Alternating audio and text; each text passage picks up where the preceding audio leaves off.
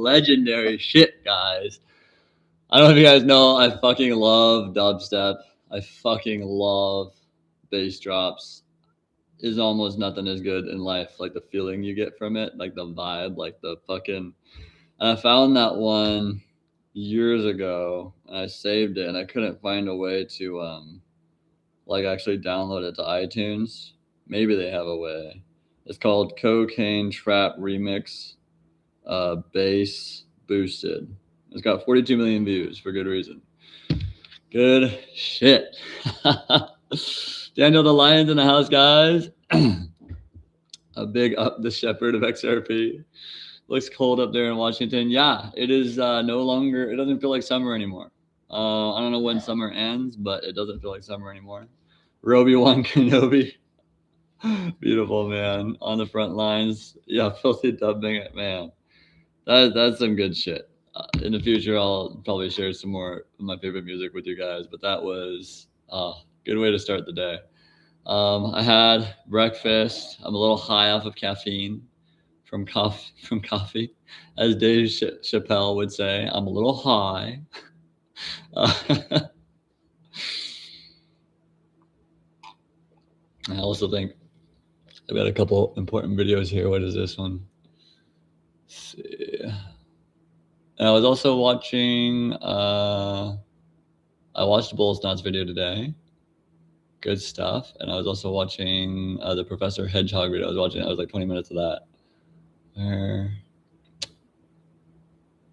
Crypto Phoenix is always good. I wanted to watch a little bit of this, guys, with you real quick. Here, let's see if we can stream that. Let's see. Neither of you training legs today. I trust sitting down shouldn't be difficult.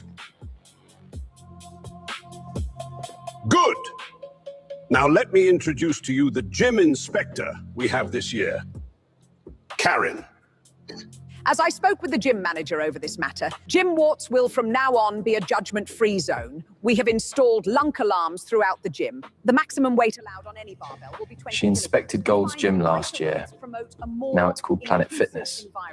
Excessive grunting will be prohibited. Slamming of weights will be prohibited. Intimidating behavior will be prohibited. She's gone mad. How can you train hard in complete silence? Why is she the one making the rules? It doesn't even look like she's ever trained a day in her life.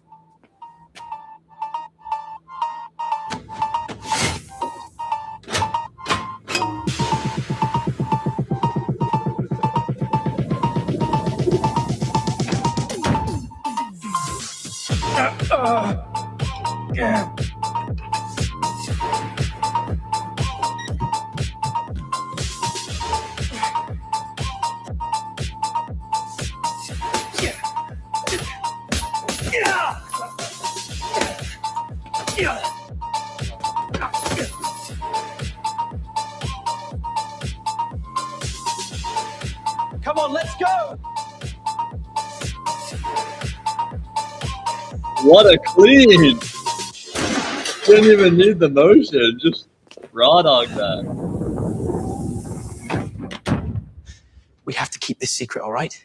Don't tell anyone, otherwise that hag will find out about it. Do we have to? Do we have to what?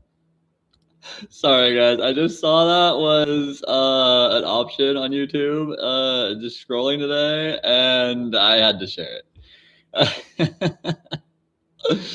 Oh man, 589CZ in the house, guys, what's up? Dude, so that live last night, if you guys hadn't watched that live from last night, it was almost 4 hours. And then Suede HTX was like, or I think it was Kevin, he was like, where'd he go? I heard the front door open, and so I thought my wife was home, so I was like, okay, well, I'll end the stream because I already gone 4 hours.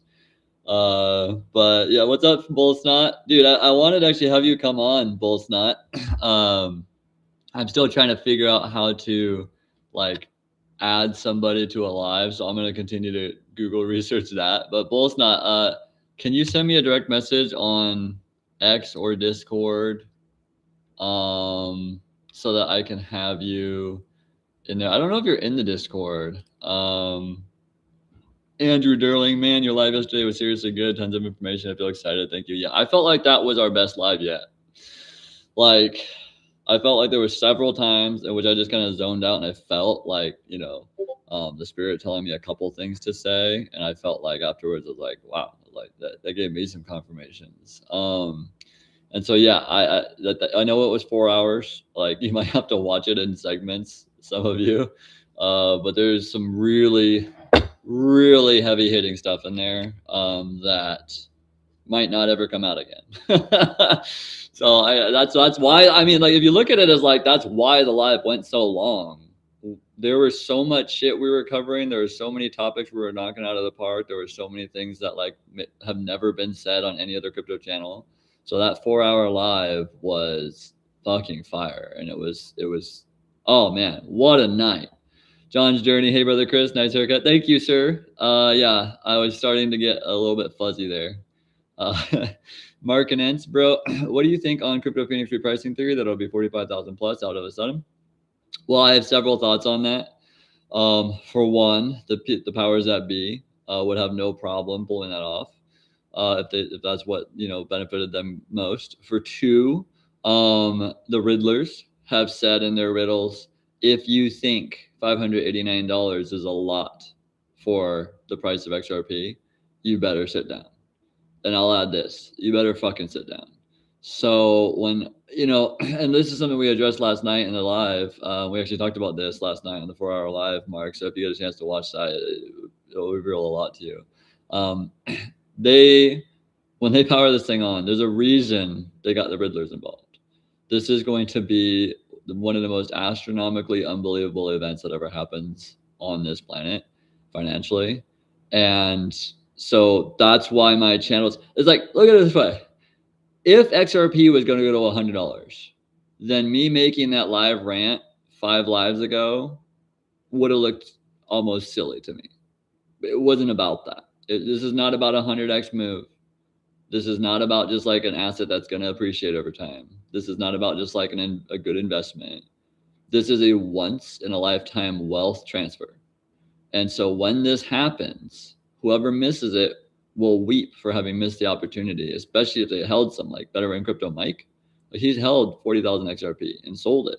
So grown men will cry for having missed this opportunity, and they will feel so dumb at the end of it. And in hindsight, 2020, I think the Node Network will look backwards and be like, oh, we should have been caught up in all that DeFi bullshit. That was the illusion. And I tried to wake them up and shake them, but they couldn't handle it. So they just like left their channel. They left me hanging because I was speaking too much truth. 589 CZ, gradual linear repricing is impossible. I mean, I think that it's impossible to know how they're going to do it and what it's going to look like, what announcement the Riddlers talk about. All it takes is one announcement. What if the announcement was that they're going to globally reprice XRP for these reasons, and that's the announcement? What if that's the only announcement we've been waiting for? W haircut, bro. Appreciate you, Day Swish. Good to see you. Brian PA, where can we find the Riddlers you mentioned? So there's tons of places to find the Riddlers on. It's mostly on X. And then there's YouTube channels that talk about the Riddlers a lot. My favorite YouTube channel that talks about the Riddlers, you guys all know. Don't take anything he says as financial advice, because that bro wants to long his grandmother's coin purse. He's all about the long. Extravod, the JWK show. These are all the Riddler shows. And then not financial advice crypto is one of the other big channels for Riddlers. Anubis, hello all. How's it going, man? Marketins, thanks. Good morning, bro. Moon Man, good morning. John's Journey, I can't understand people. If he had a 40,000 XRP, why wouldn't he hold 1,000 just in case because the predictions are correct? Yeah. Like, why sell your entire bag? You just give up so much. You're so mad and so emotional about like the XRP hasn't taken off yet to what you want it to be. So like you just sell it all. It's just that's why I told him at the end of that debate, I was like, if you guys can't, hold some for real, just at least hold 100, please. Because I don't want you to be like, missing out on the entire thing. Bull's not. Trump says he's taking the Hormuz Strait and calling it the Strait of America. Nice. Dude, Trump is just taking everything in the world and renaming it America, which is what I voted for. Brian PA, thanks. John's Journey, any new date from the Riddlers? This is so annoying. It is annoying, but it's also fun. It's just as fun as it is annoying. The 21st is getting a lot of decode chatter right now. August 21st, ton of decode chatter for August 21st. And remember, like I told you guys, like there are some people that don't like that we talk about dates and we're not trying to call this. I'm just giving you guys my newest information every single day, and nobody knows the exact day or time except for the Riddlers and Red Garlinghouse and stuff. So it's like what it comes down to is, it's fun to share. And so August 21st is like, and I think it's a giant countdown. I think that like July and June, all the decodes, like those are all just counting down until the day it happens or the week it happens. And yeah, so I mean, when it finally happens, I don't think you'll be annoyed at all that we were, throwing dates out there and stuff, because it's getting like Minesweeper. The whole board has already been like revealed, and there's only like one little corner left. And so we got this amount of dates here, and one of them we're gonna be right. So I know it'd be cool to have the Riddlers confirmed. Let's see here. Oh, I still got my sound system on.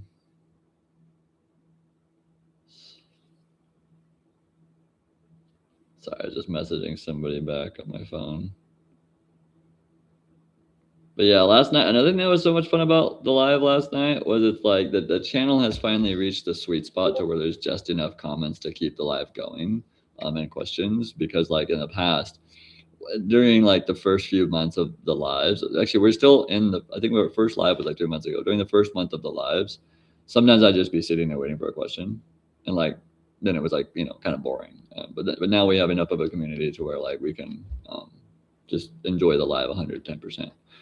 John's Journey, I think they keep it to $1 so more and more people feel like it's a stable coin. Yeah, I thought that was really funny. Like XRP's final form right before Moon is stable coin. Marketins, El Jefe had the most to say at the node. Oh, Jeff. Yeah, our boy Jeff. He was out of his mind of the info you shared. His face was very telling. His face was the correct facial reaction of somebody that is first time encountering a true deep diver. We're rare. Let me put it this way, guys. Other than Alex Jones, how many deep divers have you guys met? So, like I've told you guys, like I'm still in my, like, you know, infancy of being a deep diver compared to Alex Jones and Steve Quayle and these guys, these legends that have been around for decades. But I mean, like, I might have given myself not enough credit. Like, I'm more like a teenager in the realm of deep divers. And so it's something where it's like, it's not a very known art form, partially because a lot of the deep divers are just considered insane. And a lot of the stuff that they're saying is coming true now. So yeah, I mean, it's an honor to be a deep diver. You have to be a little bit insane to be a deep diver. You have to be 110% open-minded to be a deep diver, and try to stay grounded and not be depressed through learning all the information and just taking all the information in about the New World Order's evil plans. I give you guys the good stuff. I don't share with you guys all the bad stuff. Scott Ellis, so XRP holders will be very rich. How will the rest of the people be during this reset? Will jobs be lost and food prices go crazy? Will the new billion buy you what a million used to? No. So, you know, a million will probably buy you more than it does now in the new system, because all the homes are going to be repriced. Tons of people are going to lose their jobs. They're going to be selling their cars and stuff for like half off just because they need money. And it's sad. That's why I'm trying to be so, you know, adamant people catch this event so that they're not participating in that. And they're going to allow the entire global market to crash. Yeah. So people are going to lose their jobs to AI. People are going to lose their jobs to robot. Spooky G's, Christopher. Woo. Nice, dude. I'll hit you up on X Ripple at the White House. Something has to come from that. Yeah. Can't wait to hear what comes from that. But yeah, hit me up on X because I cannot wait to do a live with you, brother. The second mouse, the gang's all here. Sirbolicus, I think Jeff from the node was ridiculous, saying things like, why would I own something that was perceived as evil? I'm floored with someone who doesn't get that. Yeah. As if like the petrodollar, the fiat dollar, like the United States dollar isn't like evil. Like you hold that, you hold as much of that. Like, it's not any different, like, you know. And the only reason I kept saying stuff like that was because I wanted them to get how big and serious this is. If you just look at them as speculative assets and DeFi and potentially some of these coins might be used, you're going to miss it. You've got to look at it from the greater perspective of they are building the B system. That's why number go up so high. The gang's all here. Second mouse in the house. Good to see you, man. Sirbolicus, I think. Oh, sorry, I just read that one. Be humble always. It's mind-boggling how blind people are and choose to be. We are truly chosen. Yeah, it's almost like they have literal like sunglasses that they can't see this through. Like you take the sunglasses off and it's clear as day. They have these sunglasses on. They have a filter that just keep them from seeing everything written on the wall and hidden in plain sight. It's insane. That's why I'm like trying to shake people. Maybe their sunglasses will fall off. The second mouse. Anyone have a buy order in? I'm thinking of putting one in at 94 cents. I don't have any buy orders set. Probably should have one or two. But DCA for the win. But the limit orders lower are definitely fun.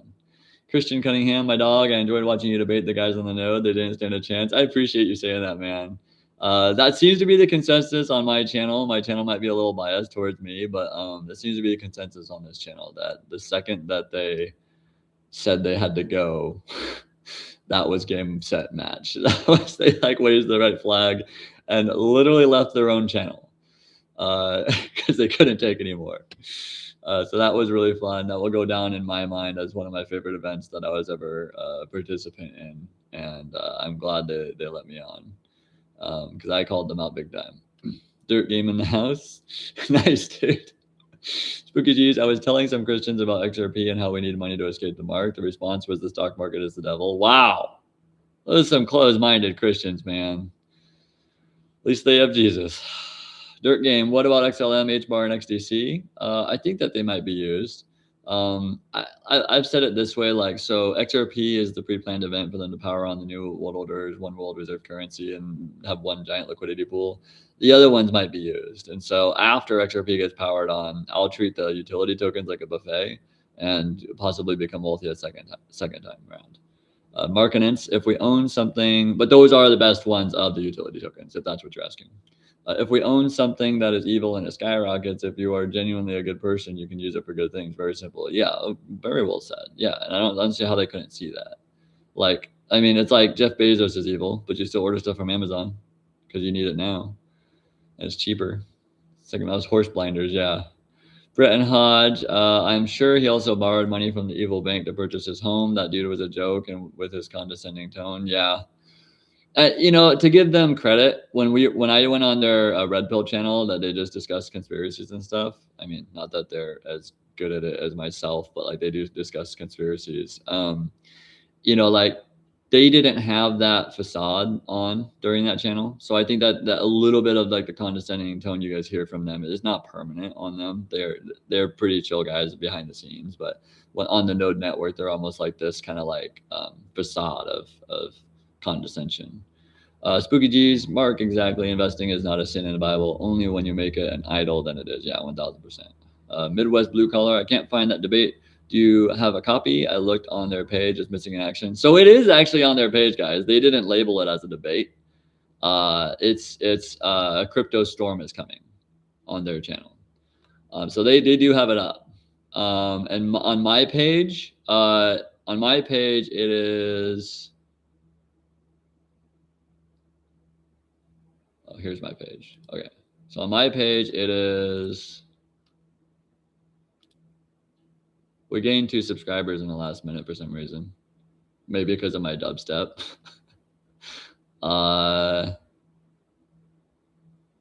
Right here. So it's like 9 lives ago. First they challenged Mickle to a debate. So first they challenged Mickle to a debate, and then Easy XRP, which one will be a larger mistake? Here, let me screen share this so you guys can see. So this is where it is on my channel. And it was kind of funny because they have more subscribers. They have 10 times the subscribers I do. And my live video got 2.7 thousand views, and their live got 500. So I think Easy XRP Army is a little more loyal than the Node network. Let's see here. MoneyMakerXRP, but you got to watch the debate. It was so much fun to watch. And then I talked for 2 hours after the debate about how mad I am that they quit on me, and I kept ranting for 2 hours. So if you like stuff like that, that's the video to watch right there, man. MoneyMakerXRP, I finally figured out how to use Discord. I DM'd you easy, so oh nice, dude. Nice. Oh, and you get the same logo so I can find you easy too. I have a channel, but I've never used it. I have done Zoom and Vineyard to do lives before. Mindset. Nice, dude. I am super excited. Yeah, dude. Let me see here. God, is there a way to add you easy? Actually, you know what I can do right now? That might be. I can hit you up, Moneymaker, on Discord. And then what I can do is I can screen share our, let's see here. Let me see here. Can I do, I wonder if I can, let's see here. Let us go to the channel. Let me add a voice. Can we do, sorry, I'm still just playing around with this. Can we add voice form? Oh yeah, okay, so create channel, name, PEEZY MoneyMakerXRP. Yeah, do you have a mic, Moneymaker? Because if you have a mic, if you join the Discord group mic, not mic, MoneyMakerXRP. If you join the Discord, that PEEZY MoneyMakerXRP, we can connect in there. Oops. Oh Lord, my alarm's going off for who knows what. Let's see here. Man, I really want to play that dubstep again. That was freaking sick. Okay. Sorry, I'm just trying to play around, figure this out. Here we go. Let me answer some more questions here real quick. In the meantime, Moneymaker, if you do figure out how to get over to that Discord group on the voice chat, we can probably chat a bit. You know, at least get like a pre-show going before we like do a planned show. Zerbolicus, if someone started a church around XRP, I'd go to it. It's funny and crazy, all spiritual, all of this. Like when people say they feel the Holy Ghost, I felt it on the live last night. Wow, dude. Thanks for saying that, because that's confirmation for me. Like I felt it a few times. And then the live that I did sharing my notes, the Bitcoin versus XRP pre-planned, like I did a prayer at the end of that, and I'm not very good at prayer, but I did a prayer at the end of that live, and I felt the Holy Spirit like I haven't felt in like months. It was like heavy on me. I was like, wow. God was telling me a couple things to say in that prayer. Be humble always, day live. Yeah. Midwest blue color. Okay, thanks. Dirt Game 6846. Let's see here.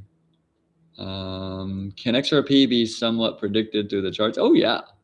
Yeah. So what you need is Marin codes. Let's actually find Marin codes here real fast for you. So Dirt Game, I will pull up my top dog decoder for the charts. Damn it. I was just about to, I'm so bad. Okay, where are you, Marin?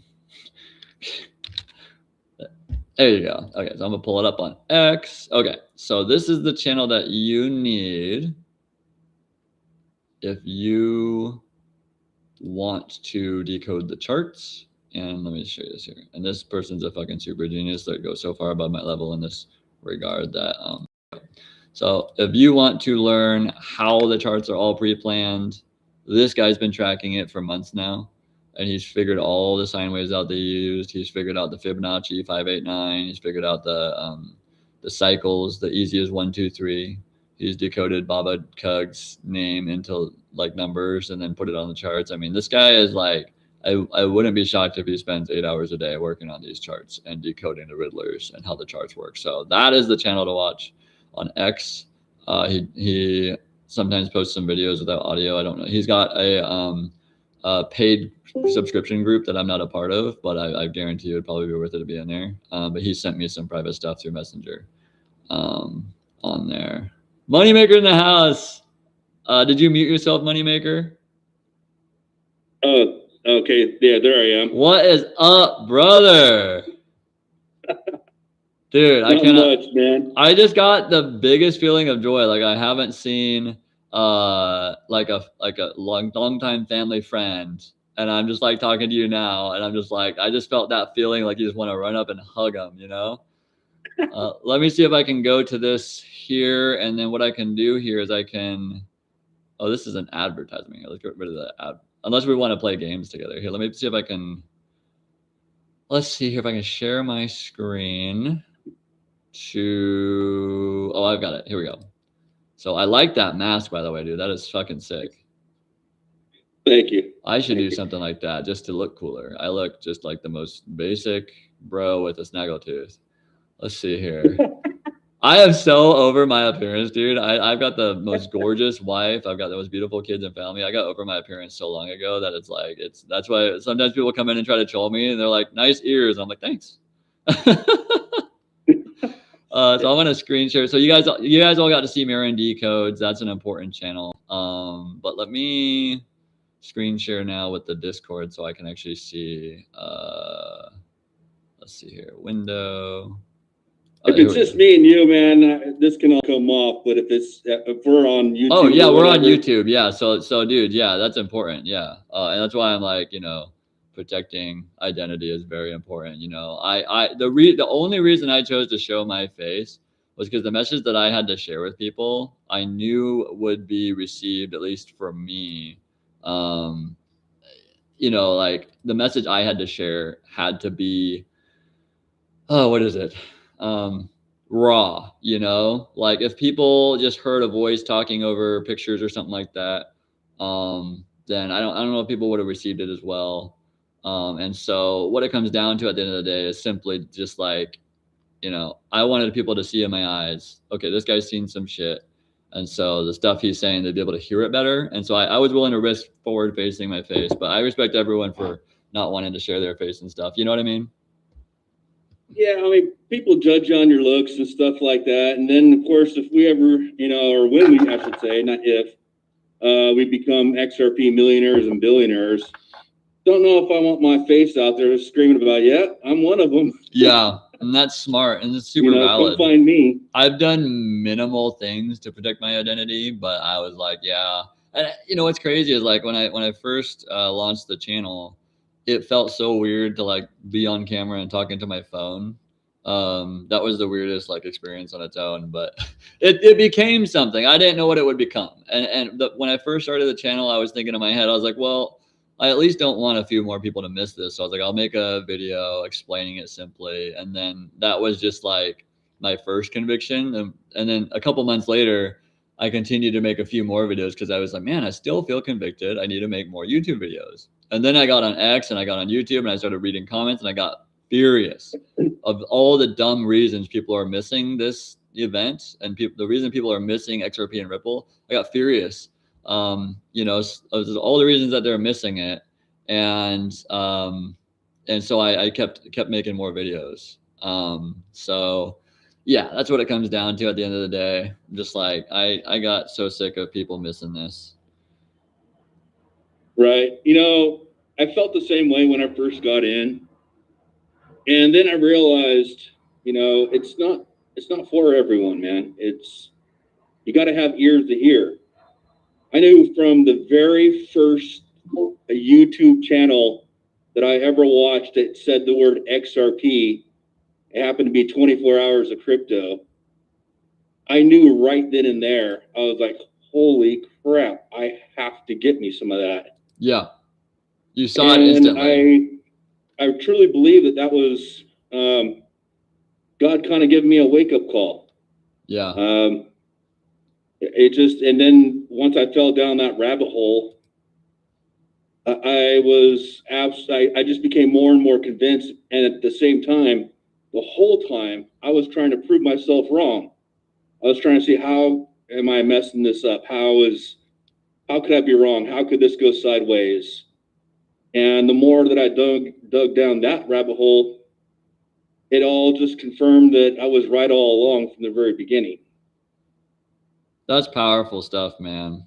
You know, a lot of you guys might not believe this. Let me put it this way. I have moments, lapses, not in conviction, but in reality, where like I'm so consumed by this space, and I have been for the last 10 months, that there are days or there's like moments in time where I'm thinking in my head, I'm like, wait, what the fuck is a Riddler? Like, for like, I literally, like, I started, because I get so consumed by the space that I come back to reality for a minute. I'm like, wait, what the fuck is a Riddler? And I think about it, like, for a few minutes, I almost like doubt myself. I'm like, wait, like, what is all that? And then like I'll see something that triggers my brain and like remembers like a deep dive. I'm like, oh, okay, no, this is still happening. But like, what? Yeah, you know, when I first came into space, obviously the Riddlers are something you see pretty much right away once you get into it. And I thought, well, who wants to invest on some joker who, you know, is hiding behind a keyboard and making up cryptic, weird riddles and stuff like that? But then the more I looked into it, even, you know, biblical things, astrology things, numerology things, gematria things, you start to wonder, like, is it really that much of a conspiracy? I mean, like, you know, one thing that Dave asked a question to you when you were on that show is like, why would I want to buy this if this dystopian world that you speak of, you know, comes true? And I was screaming at the TV saying, what do you mean this dystopian world comes true? We're living in this dystopian world currently. Yeah, it's already here. In the Matrix. What's that? I'm sorry? Oh, it's already here. Yeah. Yeah, 100%. And so, I don't know what's going on here. It says something about. Anyway, can I show you something real quick, Moneymaker? Absolutely. So let me screen share this real quick. Let me screen share this other screen real quick here. Where is it? So this is the broken robot scene from where is it? Just a trim. You look gorgeous. Okay, so here's the security guards. Okay. So the security robots come and they surround them. Halt. And then in my opinion, MoneyMakerXRP is like the crazy boxing robot. Where is he? When I see you and I think of you. Caution. Sorry, I should have cut this a little bit more, but I wanted to see. Caution. Caution. Rogue robots. Wally. Okay. Damn it. I think you guys know what I'm talking about. Where?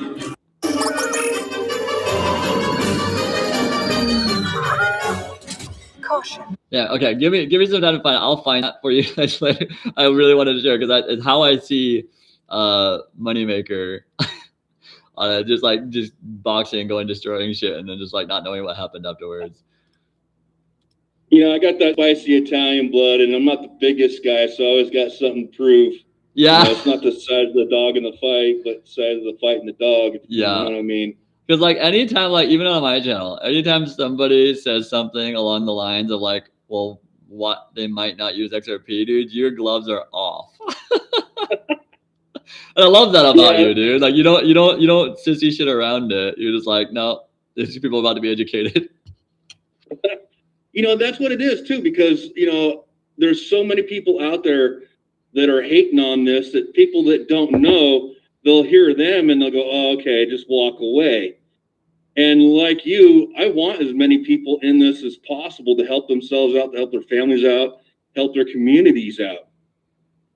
But, you know, I've come to realize that some people listen and some people aren't, no matter how much education you give them, no matter how much of the FUD that you stomp on. It's a never-ending stream of FUD. And I was thinking about making a YouTube channel and just every day put out a video there like FUD killer number 1, FUD killer number 2, and just go point by point, you know, with arguments like it's a scam, and then, you know, list like the board of directors of Ripple and how they have 10, 20, 30, 40 years experience in the financial services. All of them are Ivy League educated, and they've run major institutions.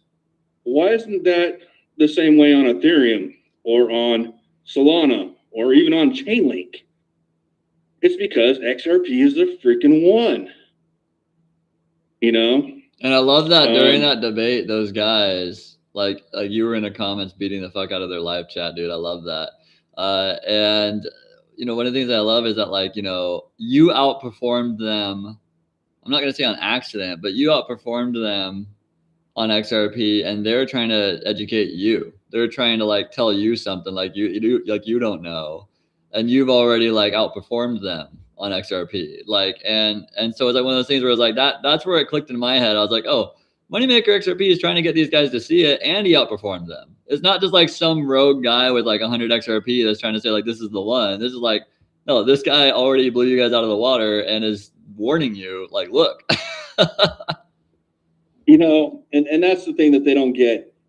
I'm a little bit older, and like Dave, he could probably be my son if, you know, I mean, age-wise. And the thing is my son, I love him to death, don't get me wrong. He's as smart as a whip. He's going to college. He's got a straight-A student, but he has no experience. I look at Dave the same way. Like, you barely got out of college and got a little bit of experience underneath your belt. You think you know everything. And I'm telling you, man, I got like 30 years on you, and you don't even realize what I've seen in this world. And that experience sometimes is, you know, it's instrumental and way more voluminous than what you think as far as life experience and how the world works, and reading between the lines, connecting the dots, seeing things that are not seen, you know? Yeah. Oh, 1000%. Whether it's faith or otherwise, man. It's the only way to read and deduce their plan for this one world reserve currency. And that's why I think, because part of the reason that they couldn't handle me in the debate was because they were ready to debate all the volume and data. And I came right off the bat and basically told them all, like, all your data is 1,000% correct. But why do you think that why do you think the data, they're trying to make the data look like that? Why would you? And then that got them thinking in their head, like, well, I wonder why, they would do that if it was on purpose. And it's like, they couldn't come up with an answer. So at that point where I forget who wrote it in the comments. It was so funny on their channel. They say at 43 minutes, there's the beginning of the divergence. And I took over the channel for the next half hour and just steamrolled them because they didn't have rebuttals. They had questions. But my thesis around XRP, I wanted to tell them, like, look, I heard all the shit that they're talking about. Every single topic that they've covered, all like the data, I've heard it all. It's not like I came into this space and I was like just gonna look at the conspiracy side and not look at the facts and data. I've seen all of it. So for other channels to not want to debate me just because they're like, oh well, if you're a conspiracy theorist then you already won. I'm like, I'm sick of winning by default. I want to debate someone that actually knows what the fuck they're talking about and actually thinks XRP is not going to work. And that's where I think you absolutely destroyed Longview Compute, because he could tell he was getting upset because you're like, he said something to the effect of, well, if you're just going to argue conspiracy theories, then you've already won and I can't debate you. Yeah, what a cop out. Bro, I'm just thinking to myself, saying to him, bro, don't you understand that we're living in a conspiracy theories, secret societies everywhere. We're getting tracked by every means. Even your freaking TV tracks you.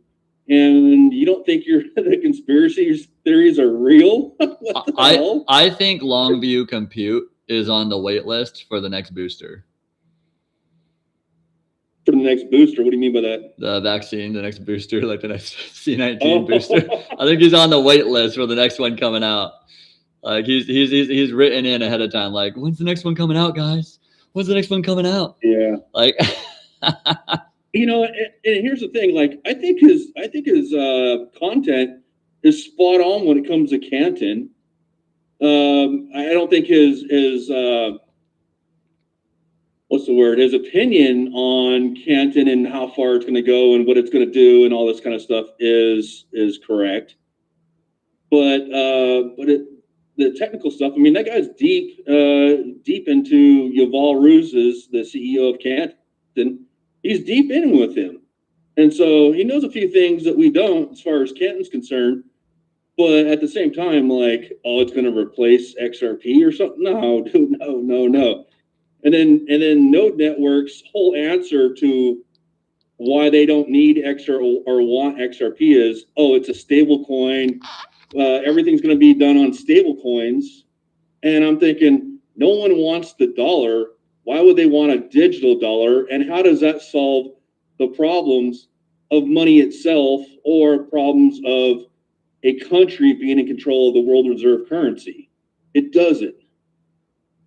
And so that Triffin's dilemma is what they call that, needs to be fixed by a neutral asset. And that's where XRP is the one. Yeah, and after every deep dive I've done, I think it's funny because, like, in my mind, I feel like one of the biggest weaknesses of my channel that I can deduce is that people don't believe me, like, being actually, like, literal.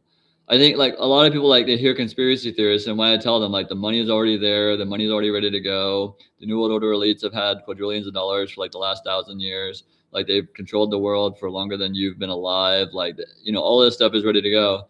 And when I tell people stuff like that, I think that they mean I'm speaking, like, almost metaphorically. And that's, I think, where, they miss it. Like, they're not understanding that, like, no. Like, and then, like last night on the 4-hour live, there were several opportunities that came up for me to, like, prove and, like, say, and, like, just like, this is why I'm saying these things. Like, I sound crazy, I know. None of it makes sense right now, I know. All of it sounds like far-fetched right now. But when this all plays out, you'll see, just like how, just like everyone else, I knew that C19 was like a psyop. It was like a health attack on the country, and, like, they wanted to inject you with things and force you to take it. And so when that all played out, I knew that.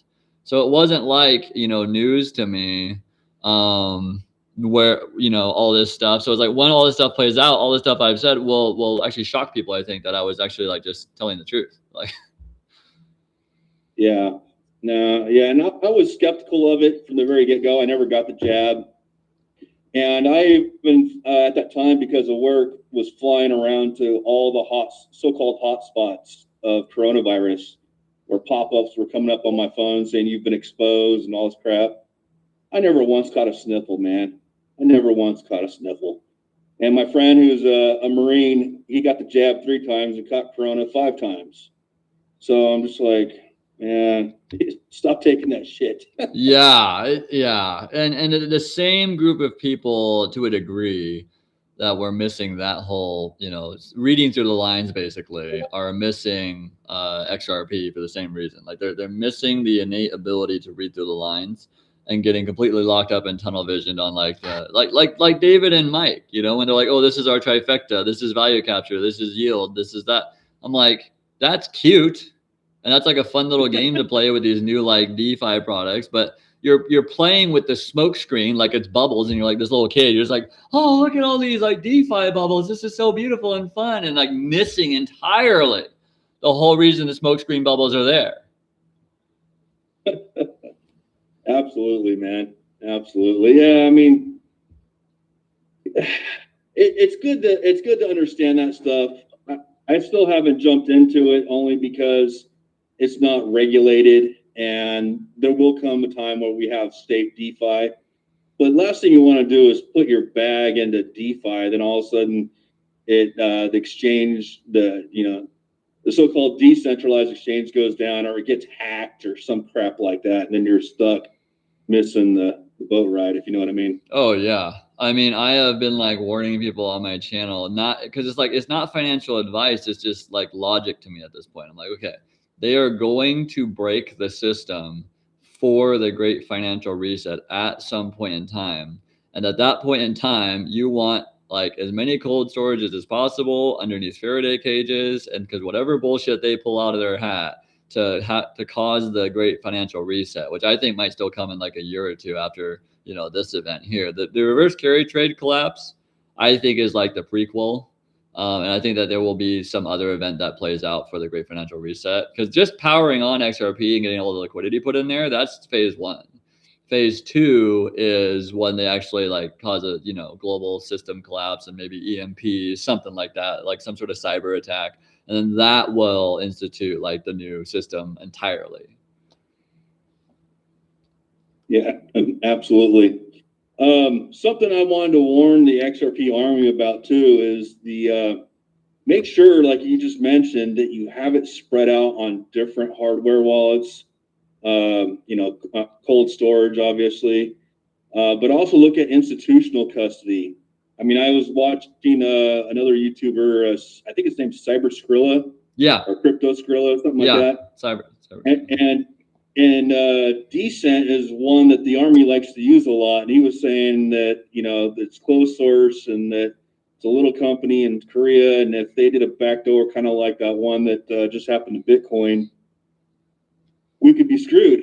And because that's like the main wallet that the XRP Army uses, and myself included, it's got me thinking like maybe I need to move a portion of it into institutional custody. Maybe I'll put like 1,000 on Tangem and 1,000 on the Ledger or something like that, and then that way I have it kind of spread out. Yeah, being spread out is going to be so wise, because we don't know which direction they're going to come at us. We don't know what they're going to use. We don't know, all I know is I've heard the Riddlers talk about blackout and stuff like that. So who knows what that means? That could mean cyber attack. That could mean giant EMPs. And so we want everyone to be safe and protect their digital assets. We're out in the Wild West still. There's still not one perfect way to like store your assets, and there's still not one perfect method for making sure that in this new system, of which nobody's even experienced yet, that we're all still here holding. There's no guarantee in that regard. It's not comforting. It's like, okay, just spread out. 100%, man. No, I think a lot of it is going to be revolve around quantum too. Quantum's going to attack everything. And I've listened and talked to a few experts in the industry, and it goes really deep in how far they can attack and screw things up. Not just, you know, our little stupid wallets, but the banking system, you know, infrastructure like water and electricity and so forth. So,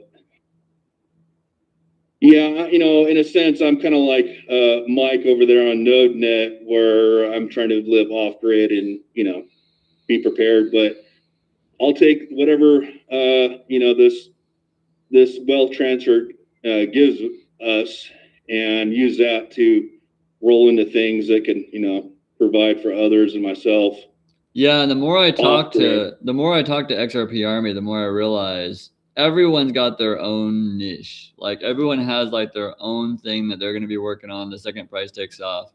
And I think that just like, you know, the happenstance of us not having to work anymore, like we obviously still could work and run businesses and stuff. And I think I will, but we'll see. But like the happenstance of that leads you to have as many doors open as you want, really. Like you might have a dozen doors open up to do things that you're way more interested in like your current job, just because you no longer have to think about working. And so like, you know, and then you'll also be, you know, wealthy, of course, on top of that. And so it's like these doors might open where they're like, oh, like this thing that you're really interested in, this thing that you really wanted to do for a long time, or this charity you really believed in, they just need like, you know, 50 grand to start up this charity. And then like you be on the board of that. And then like, you know, I think like a year or two down the road, we're going to be tied to all these passion projects and just like kicking so much ass that it's not even going to make sense. And I think that's what the new world order elites are scared of, for sure. You know, I'm not so sure that in, you know, 3 to 5, 7 years out, we're going to have any more jobs. I'm thinking AI and robotics and quantum, it's going to take over the vast majority, if not all of it, at some point. So, I mean, I listen to people like Elon. I don't take what they say as gospel or anything, but I put some serious weight on it because he's very successful and he's connected. And he's saying that, you know, AI and robotics takes over jobs in 5 years. And, you know, they're talking about this, you know, UBI, universal basic income, and a very high level. Now that part I very much doubt, but. Oh yeah, they're not going to make us all just wealthy off of the universal basic income. You know, but I've talked to other experts within the industry, and I was like, you know, they're talking about, you know, these cards that are self-driving, and I was telling them, I was like, man, they're going to get sued out of existence the moment they run somebody over. And he goes, bro, you don't understand. They're going to make so much money off of those by not having to pay drivers that they can afford to come to a settlement or the lawsuits or whatever and keep on rolling in. It's only going to get bigger and larger. And I go, what about trucking, where they have specialized, you know, equipment and stuff like that? He goes, yeah, you know, 11 car hauler, you'll drive the cars up on top of the truck, and then the truck will drive itself, and then there'll be someone like you at the other end that'll drive the cars off. And I was thinking, huh. And so this is going to be applied, though, to everything. I mean, coding is now at the point where AI writes better codes than coders themselves.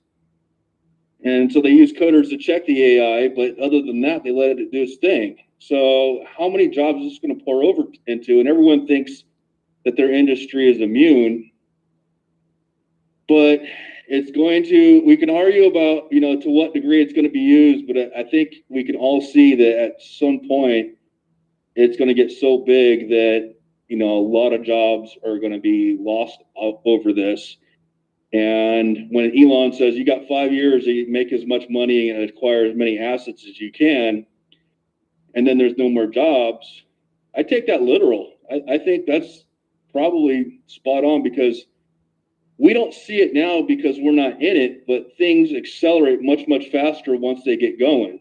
Yeah, and if you look for it, it's there. If you look for it, you can see the foundation for all this stuff they built for that. And you are literally like 1000% correct. And so that's why it's like the XRP holders, like we have been forced to read through the lines of their bullshit That's why, like, when on the Node network, like when they were debating me and they were like, well, Brad Goinghouse said this and David Schwartz said that. I'm like, you think they're going to tell you their actual plan? You know, it's like that one time when Donald Trump attacked, you know, made like a secret attack in Iran. And then like the newscaster asked him, or the reporter, he asked Donald Trump, he's like, why didn't you, you know, like let, you know, your allies know about this attack? He goes, I can't leak this shit to them. Like, you know, at the risk of like them leaking it to Iran. Are you kidding me? So like what, at that level, if that's true, at this level where it's like all the peasants that hold crypto are like, well, you know, they said this and they said that. You can't take it as gospel because they're not going to tell you the same thing that they're telling BlackRock. Yeah, of course, man. Behind closed doors, they do tell you openly.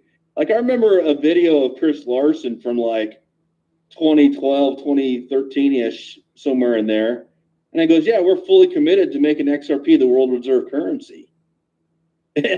So, and this was behind, you know, closed doors at a you know, meeting with one of these MIT or something like that.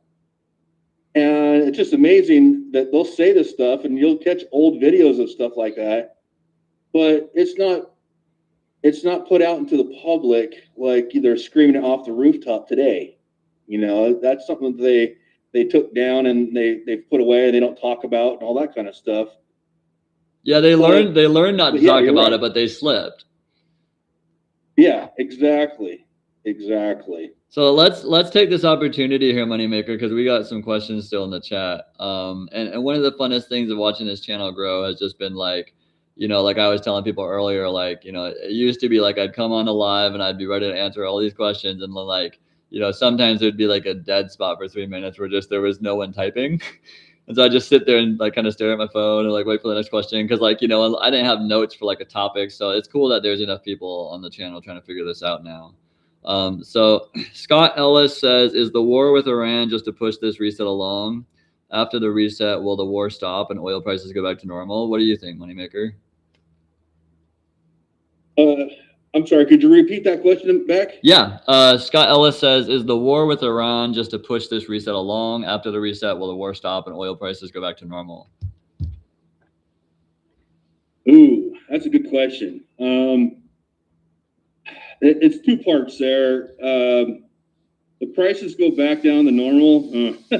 That's a $1 million question right there. The first part of it, though, I see this as, I know that this gets deep into conspiracies, but it's not really. It goes back to the City of London. And the City of London controls Israel and it controls Iran. And it just, you know, it's the puppet master playing the two sides to get us involved in this stuff. And I think, I don't know for sure, but I think that Trump is trying to sever those ties, so to speak. I think that the uranium that he's after was sold to them by the Obama/Hillary administration. And he doesn't want them to have a nuke. And he's not going to let them be the bully of the Middle East that they've been for the last 50 years or whatever it is. So that's where I stand with it. Until I'm proven wrong, that's where I'm going with it. England's been at war with us since the revolution, and we've just been the colony that got away. And all the other colonies, Canada, Australia, they all stayed within the fold, but we're the ones that gave them the middle finger, throw the tea into the sea type thing. Yeah, I have not, like, I think Jake Claver keeps on talking about how like they're not gonna you know, crash the economy, and they're gonna do like a V-shaped recovery. I don't know about that. Like I want to believe that, of course, but like then when you read, like, I don't know if you've seen Marin Decodes like on X, like the charts that the Riddlers created, because I always thought that the Riddlers were just talking about XRP. The Riddlers also talk about like the S&P 500. They also talk about like gold. If you can read and interpret the riddles correctly, apparently, and every single other chart is set up with the way the Riddlers draw them to crash everything except for essentially like gold and XRP for like 1 to 2 years, according to his decodes. And so it's like, you know, that's where it's like, it gets a little bit, you know, scary and sketchy. Like, okay, well, I mean, Jake Claver thinks we're just going to V-shape recovery out of this and it's not going to be a big deal. But I'm like, there's kind of evidence to lead you to believe otherwise, which is why I'm trying to warn people that this could get ugly. Well, okay, so let me just say this. Let me preference this. The two careers that I've had, one was as a mortgage broker and one was as a company. I owned a trucking company. And I say that because while they're completely different, both of them forced me to focus on the economy. Trucking is like a canary in a coal mine. It feels what happened. Its finger is on the pulse of what's going on with the economy. And then mortgages are very much similar. And then I had to pay attention to what the federal chair was saying about interest rates and what's going on in the economy and so forth. So,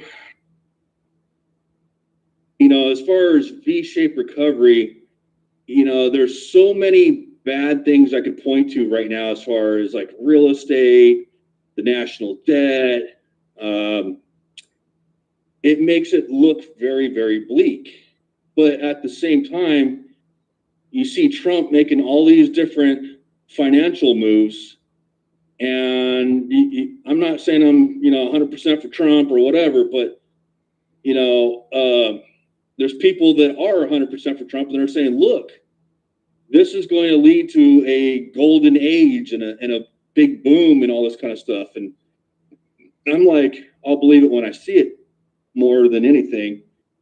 But either way, the only thing that I see within this economy that to me has a chance of asymmetric upside is crypto itself. I mean, stocks are at all-time highs, and I believe they're in melt-up phase. Real estate, both residential and commercial, are in a huge. They're starting to correct, but they've been going up for so long, it's making it unaffordable for the average person to get in. And the interest rates going, you know, being as high as they are, it's painful, man. If you talk to a real estate agent and ask them about the houses and how long do houses normally stay on the market for sale versus what they are today. Usually it's like 30 days. Today it's like 120 to 150 days on the market before they sell. Yeah, it's gotten bad. Like I have a friend who's a real estate agent and it's been bad for like the last year. So it is, and all of this comes, you know what's crazy? We're talking about this, you and I, because we know this.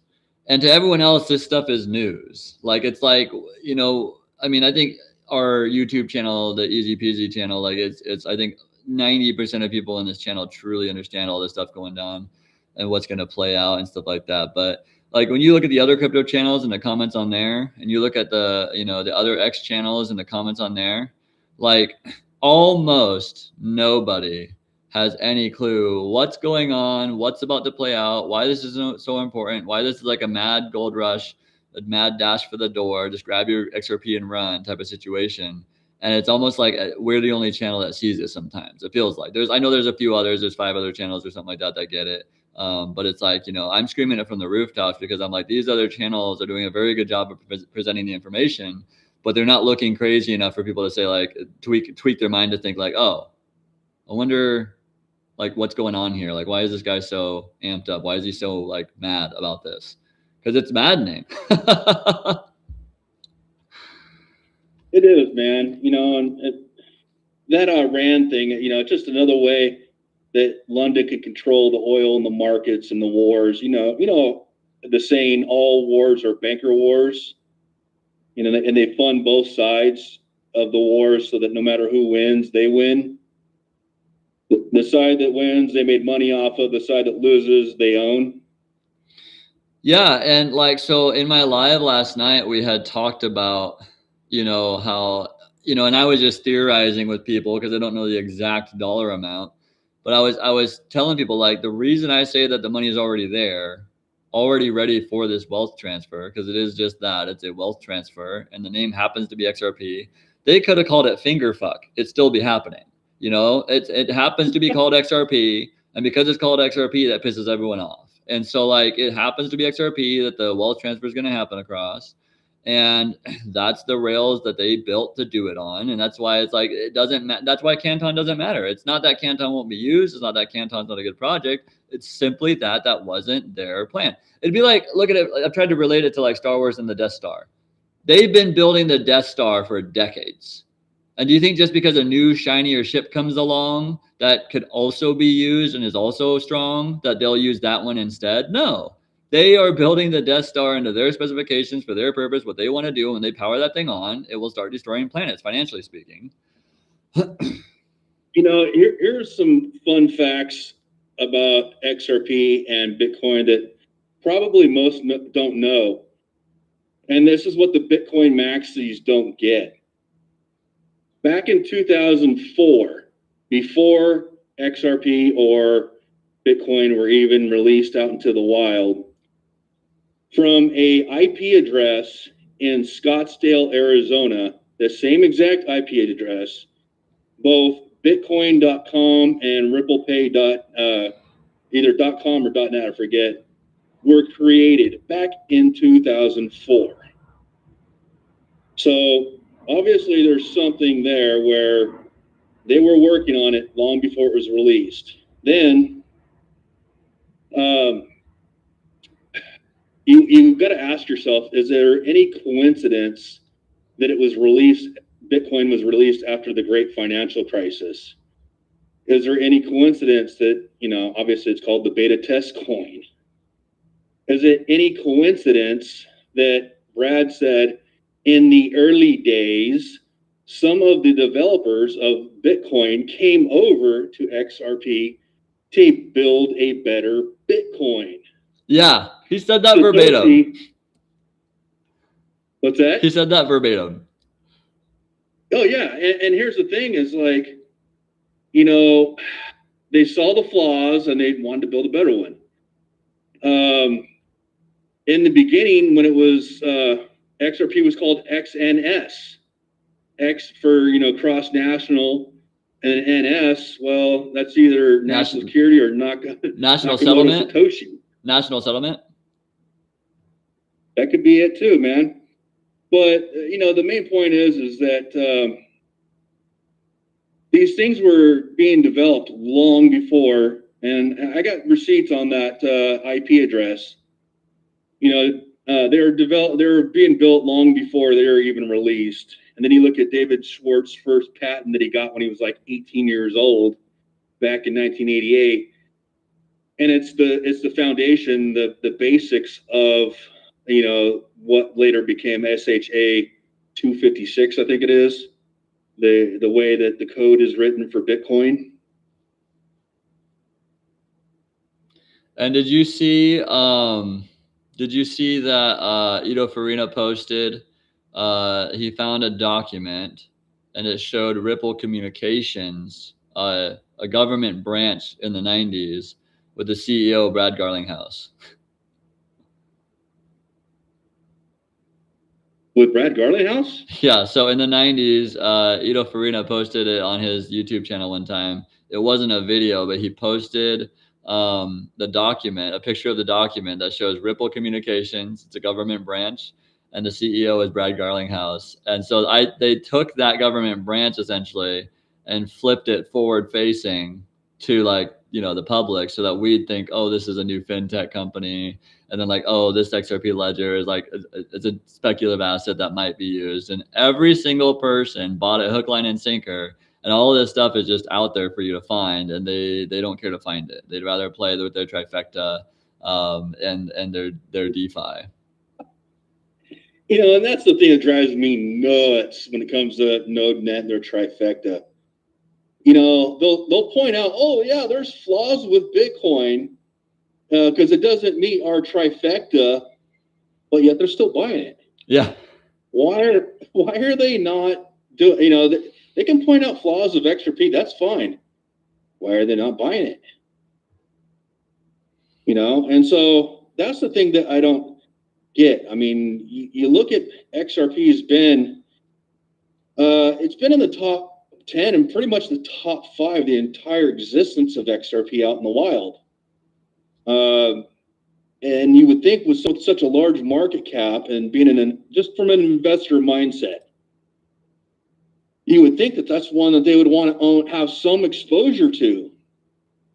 And yet there are such Bitcoin maxis, or at least Dave is for sure, that they just can't see it. He's like, well, everything else is going to go to crap and Bitcoin's going to be the one. And, you know, Bitcoin was designed to get everyone used to the idea of cryptocurrency, but it was not designed to do what Satoshi set out for it to do, which was be a peer-to-peer electronic payment system. It failed miserably at that. And those aren't my words. Those are Christine Lagarde's words, who is the head of the IMF and the head of the BIS and a part of the WEF. She said, we ran the test. Bitcoin and Ethereum failed miserably. And yet you look at every single project that the BIS or the IMF has put out over the last 12 years. If they don't say XRP or XLM directly, they say XRP or XLM indirectly. And in one case, they actually let it slip and they said XRP. Oh, yeah. They let it slip a few times. Yeah. You just got to catch it. Exactly. Like I heard at the beginning of the year, one of Donald Trump's cabinet members, he slipped and said, you know, they're going to use XRP. Like he mentioned it as one of the assets.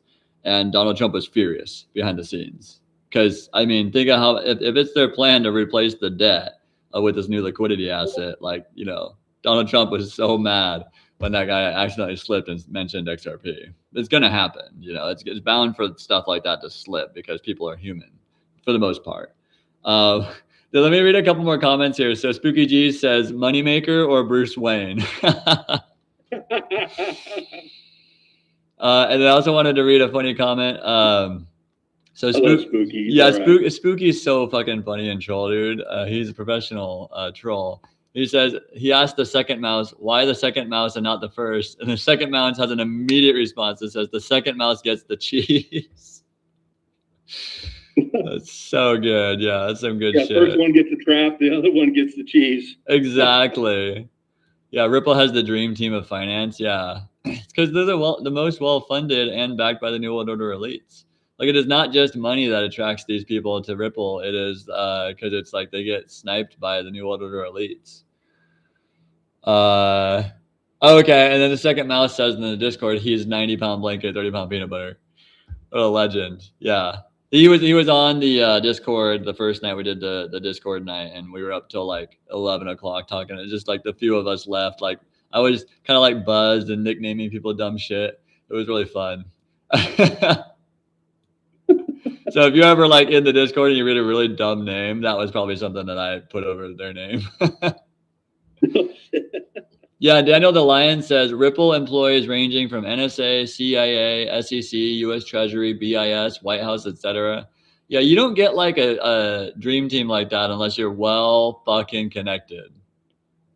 You know, here's another thing that stacks along those lines is that you don't get to meet with the Federal Reserve when you're just a startup from Silicon Valley that no one's ever heard of. Yeah. Yet Ripple was back in like 2012, 2013. They were meeting with the Federal freaking Reserve and talking about all this because the Federal Reserve already knew what's happening. Oh yeah, they're all linked in. Yeah, so like when you hear, like in my opinion, when you hear Jamie Dimon complaining about Coinbase and the Clarity Act, Jamie Dimon knows he's in on it. He holds XRP and he knows the plan, but they told him, okay, guys, this has to look natural. It's like, in my opinion, it's the same thing as the argument between Elon Musk and Trump at the beginning of the Doge. You know, like when they had a fallout supposedly, like they know the plan, and so like they were like, okay, well, let's act like we're, you know, enemies now. Let's have this argument here. And it was all just theater. And so like same thing with Jamie Dimon and like Brian Armstrong, like them going at it and like swearing at each other on live TV. I'm like, they know the plan. Like they're all elitist scumbags. They go to the same parties. Yeah, I mean, they're all connected, and that's why I say I listen to what, people like Elon and people like Jamie Dimon have to say, Larry Fink. And it's funny how these are some of the most, influential and powerful men in the world, and yet they can't speak on XRP. Yeah, I don't know if you saw that interview of Larry Fink on Fox Business with, I forget his first name, but Gasparino. And he goes, well, what can you tell me about XRP? And he starts to smile and goes, there's nothing I can say about XRP right now. Yeah, I played that a couple of lives ago because I actually played that during the one I did with my notes. Because I was like, people, I feel like they might see something like that and kind of laugh it off, not knowing how serious of a statement that is. Yeah. I mean, same thing for Elon. He's like, I'm not saying anything pro or against XRP, but crypto in general is going to do really, really well, or something like that. I forget what his exact quote was, but he just kind of deflected and dodged the question about what do you think about XRP? And it's like, why are these influential, powerful men like afraid to speak about XRP? And it goes back to what you said. They're all connected. They all know what's going on. And, I'll even add to that 24 hours of crypto. He has been really good at exposing the wallets. And some of the earliest investors, he's got a list of them from the actual documentation that points to the PayPal mafia. And who is that? Well, Elon Musk, Peter Thiel, Anderson Horowitz, Mark Anderson, all these PayPal mafia guys, and they all got massive bags of XRP. And when I brought those facts to Mike on one of his channels, he goes, well, anyone could have created those wallets. And I go, Mike, are you telling me that in 2013, someone was trying to make a fake Elon wallet and then dump as much money as they had in there because they had like 16 million XRP at the time? Yeah. You're trying to tell me that they bought 16 million for all four? So what are we talking here? Like over 65, about 65 million XRP at that time.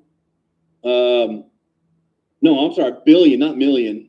And because they had a lot. You're trying to tell me that they bought all that XRP and then made a fake wallet just so that they could spoof somebody or something like that back in 2013 when no one knew about it, no one cared about it?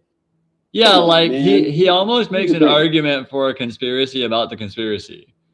Like, well, you almost had it, Mike, but the conspiracy wasn't, that they made it up. The conspiracy was that it happened. Like, I don't know, man. I saw on 24-hour crypto 2 months ago, he posted a video and he shows where 3 wallets, Brito, Musk, and Thiel, moved 5 million XRP each into Bitstamp. And when I asked that to David on the debate, I was like, why do you think that they moved that there? He goes, to dump it. I was like, dude, so you're telling me the world's first public trillionaire just moved 5 million XRP to dump it at $1? Like, what the fuck logic is that? Exactly. And that's the thing, is that they don't have any logic. And that's his only answers to questions that are serious are, it's a scam. It's like Tourette's. He's got to say scam and it's going to zero. Like he's saying fucking shit. It's like, dude, come on, use some brain power here, man. Have a real answer to real questions. Yeah, like I wish that they would allow themselves to think more critically. Like they try to sound so smart for sure, and they try to look up all the data, but then when they talk about doing deep dives and stuff, I'm like, wait, like you didn't know who Bearable Guy was, so where is your deep dive? Their deep dives are as deep as a kiddie pool, man. I mean, it's ridiculous. Yeah, they're like they can still stand. I mean, how could you not know about the Riddlers or, what XRP was called before it was called XRP? Who created it? Ryan Fugger back in, 2004.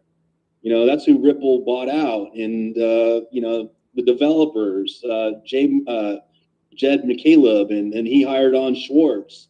And Schwartz, his coffee boy was fucking Vitalik and Justin's son.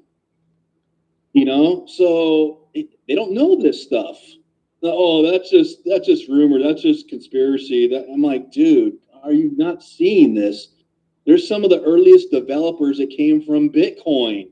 Just because they created Bitcoin, there's 4 Satoshis, and they all work for the government. The government knows who built this. Oh yeah, because the government's like mid-level. Like there's like 12 tiers above government knowledge, and 100%. they're the ones pulling the strings. That's why like they call it like in the Freemasons, like, you know, the true satanic occultists, they go to 33rd degree Mason. That's the highest order. And there's only like, I mean, if you look up like the highest order, there's only a few hundred of the people at the top controlling and pulling the strings. And it always made me think in my mind, and this is just speculation here because I haven't heard really 100% for sure, it always made me speculate. I'm like, okay, well, there was approximately like 300 fallen angels that fell, and there's approximately 300 people that control the world. I'm like, that's a little bit of a coincidence. You know, and then why, you know, this kind of goes back to the biblical things. Why do these elites subscribe to they're of the sacred bloodlines that go all the way back to the Nephilim? You know, where angels mixed with men. Yeah. With mankind, I should say. And some of those still roam the earth. Like they killed one in Afghanistan like 10, 15 years ago and brought it back to the US. And there was a guy that went on Steve Quayle's show, and he was he proved, you know, that he was in the military. And he couldn't give all the details, but he was telling him like, hey, I was on the C-130 with this thing heading back to the States. And this thing was like 15 feet tall, and it killed the first platoon that went in after it. And these are like elite Rangers. It was like then the second platoon was able to take it down, but it was like insanely strong, like ripping people apart. Yeah, I've heard the exact same thing. I mean, I heard someone got speared through their bulletproof armor, you know, speared through the armor. And the thing was like, you know, 12 feet tall, weighed like 1,000 pounds, had purple skin and red hair. Oh yeah. Dude, I mean, 6 fingers and 6 toes, two rows of teeth. Yep. And people, I think, and this is just, you know, me speculating for the sake of the channel. I feel like people that couldn't see that as 1% of a possibility in reality really struggle to see the whole plan for the one world reserve currency. Because there's so many entry-level conspiracies that you have to be 1% open-minded to understand, like, oh, hey, wait, there are a bunch of evil fuckers in this world. They do try to hurt us all the time. And this is intended to do harm, but we're going to catch, you know, the tail end of this machine they built and use it against them in a way. Well, that's why I think at the highest levels, you have to believe in the Bible, because one of the oldest conspiracies is, you know, there is no devil, and that the devil doesn't run this world.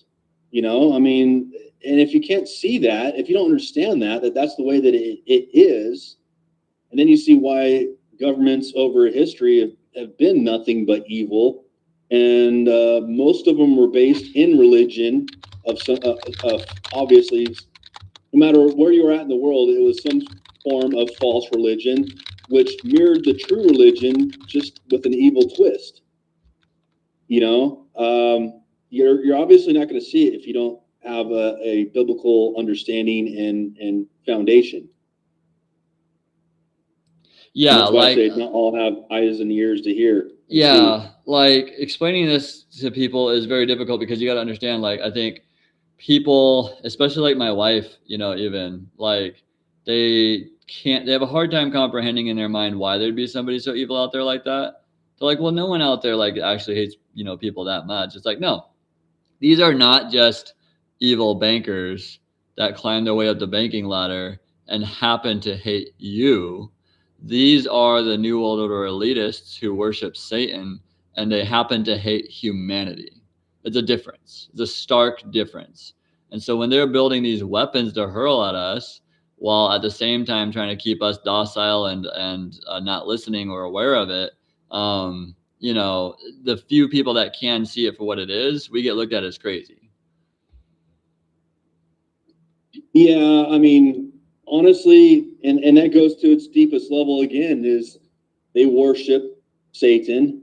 And what did Satan? I mean, Satan was, you know, beautiful and had power, great power and all that kind of stuff. He was the head of the angels, and he rebelled against God. And what did God do? God created man in his image. So Satan couldn't beat God. He just knew that you can't beat the source.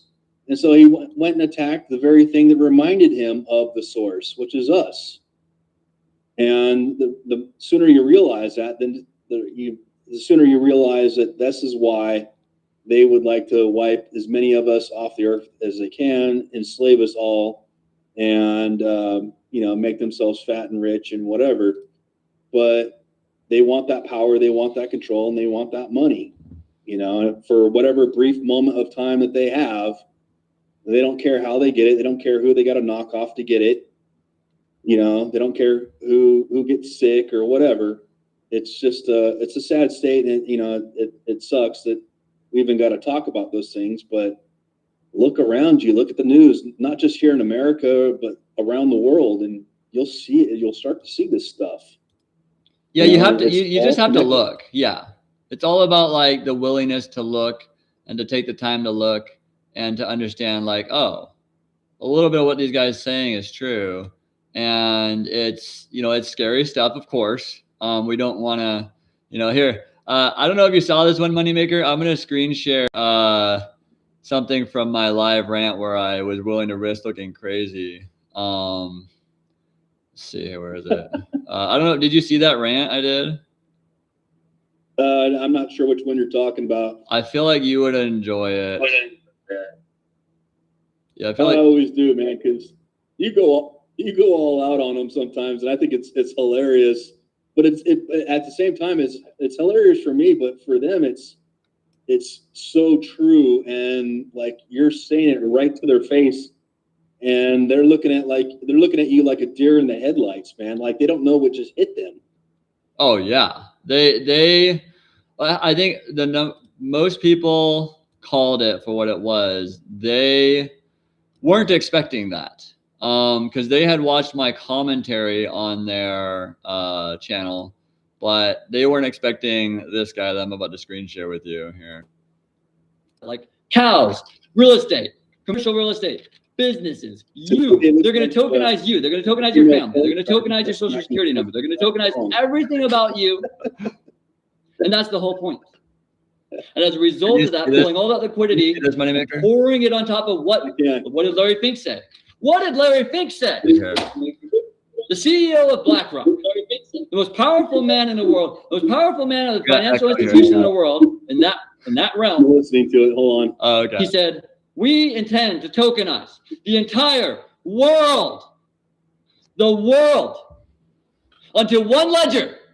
And you can't figure out how it gets to $10? 10! They intended to run out of XRP from the beginning. They had people 1,000 times smarter than you run the math. And you're sitting there in your little basement, like trying to figure out, like in your office, like, well, I did the market cap calculation. I did the market cap. Market cap! They did the math. They knew how much power this would take. They knew when they created it. That's why they created 100 billion tokens. Because 100 billion times 100,000 is enough liquidity to solve all of the world's financial liquidity issues and to run and power their new system. Now, they intend to have, as a side caveat, a one world order, a one world government. The one world government will require a one world reserve currency. Weird. What? They're going to have one government and it controls the entire world? And then they're going to have like, what, one reserve coin for that? Weird. And you're out here playing your games on DeFi, following these channels that bore the fuck out of me. I could hardly listen to the guy I was trying to get to debate me. And the second I told him that it's part of conspiracy, he's like, oh, well, then you won. I'm sick of winning by default, you pathetic. Not going to say it. But you guys talk about deep dives. This guy here, I pulled his page up. Crux of crypto. Nice guy. But he says, the best deep dives in crypto. That's his description. His description said the best deep dives in crypto. And then he comes on the live today with Jake Claver and the Node Network. And he says, remember, this is the guy who said the best deep dives in crypto. Then he says, man, I'm really glad that I wasn't involved in that debate because David came prepared and I don't know if I had any counter arguments. You didn't? Where are you deep diving? The shallow end of the kiddie pool? I'll show you fucking deep dive. I got to note number 2 on my debate with the Node Network, and they quit. You can't handle the truth. Well, anyways, that was a fun flashback, but yeah, that was like I had to get that out. Dude, I love your passion, brother. I absolutely love it, man. It was so hilarious. But I mean, you're so right. They can't figure out when Larry Fink says, "Yeah, we're going to tokenize the world," and they're like, "How does XRP get to $10?" Oh my god. Yeah. It's like, or $20. Like this is going to thousands, and people can't. You know, and even if I was to be in their mindset and just go from a purely technical analysis standpoint, XRP is lined up to do what it's always done in the past. If you just run it the way it's been run for the last, 10, 15 years, look at the bulls cycles and the bear cycles and all that. Back in 2017, XRP put in almost a 70,000% move. And that was without institutional help. Now, obviously, in 2021, it was suppressed because of the lawsuit, and it kicked off all the exchanges and everything. But this time around, it's not suppressed. There's no lawsuit there. It's on all the exchanges. And just from a pure technical analysis standpoint, we're looking at an easy $25 to $50. Yeah, and that's if they don't reprice it. I'm sorry? And that's if they don't reprice it. Yeah, exactly. Like administratively, just a stroke of the pen. Technical analysis. So how does it get to $10? Like, are you kidding me? How the fuck? Yeah, like they can't think big enough to see that. Because if you don't see their plan, like the New World Order elites, like the trillionaires in the world, if you don't see their plan for what it is, then yeah, like trying to take 100 billion tokens and like power them up to like $10, it seems like a lot, like a big ask. And in a traditional financial sense, it is. But this is going to be a once in a lifetime event where they power on the new financial system and they have to transfer the old money to the new system. And that will look like an overnight repricing, like for sure. 100%. And then from after that point, then BlackRock gets involved, and then they start tokenizing the entire world, tokenizing the rainforest, tokenizing us, tokenizing businesses, tokenizing real estate, and then they add that on top of the ledger. That's why when the Riddlers say, if you think $589 is a lot for XRP, you better sit down. And that's where I have, it's not that I disagree with Crypto Phoenix. I think he's absolutely right. But I think that's where it goes from like roughly 50K up to maybe 500K, as Crypto Labs was saying, is that tokenization, that growth, putting on all the national debts, the derivatives, the bond market, the real estate market, the gold market, the oil market. Man, once you have all that tokenized and backed, backing the asset itself, the Bitcoin Maxi's point of view is, XRP is a stable coin. I'm like, yeah, it's going to be a stable coin. It's going to be stable at 100,000 plus, and it's going to move and grow in steps, and they're going to step it up 100, 150, 200, 250. But it'll be there for a while. It'll be very stable in what it is because it's backed by all these assets. It's going to be insane. It is currently, like, I'll be honest. Like, so I'm just like you. I've been able to see their foundation that they've been laying for this plan. But even, Crypto Phoenix, like, he can't predict how high they can actually send it. Like, he knows what it needs to run most of the world or the entire world, and he's done the math on it. But I mean, even beyond then, it's not like they're going to cap it there per se. Like, it doesn't have to have a cap. Exactly. I don't see there ever being a cap on it. I just think it's going to continue to grow over time. And much like, anything else in the stock market, whether it's Apple stock or, Amazon or whatever, if you bought them, back in 2000, they were, less, sub $1 basically. But now that they've gone up like 1,000,000%, now when you watch them in the market today, when they have a big move, it's like a 2 or 3% move. It's not something significant, So what I'm saying is they've already had their major move, and then it's slow growing from there, and it's up and to the right over time. Yeah, as it stabilizes and becomes the new system. And I think, and this is just speculation because I'm trying to think 5 to 10 years out in the future. I think most people you run into will have forgotten about crypto in a way. And I think most people you run into in the street 5 to 10 years from now, like, I bet 1 out of 100, if you tell them like, oh yeah, I held XRP, 1 out of 100 might even know what you're talking about, because they're going to do this, great financial reset. They're going to power the new system on and stuff like that. I don't know that people will know what XRP is at that time. I think, everyone will continue on to live their lives and be sheeple. And this event will have happened. And then, it's like, it will be the rails of the, financial system, but who cares about that really, Well, 100%. And like, here's the thing that most people don't get, especially those that are hardcore crypto heads. I look back at my own journey, and it's like, no one's going to go and do these thousands of hours of research, and then, especially not grandma, and then learn how to, use a cold storage wallet and remember, 24-word passphrase and, do all these things.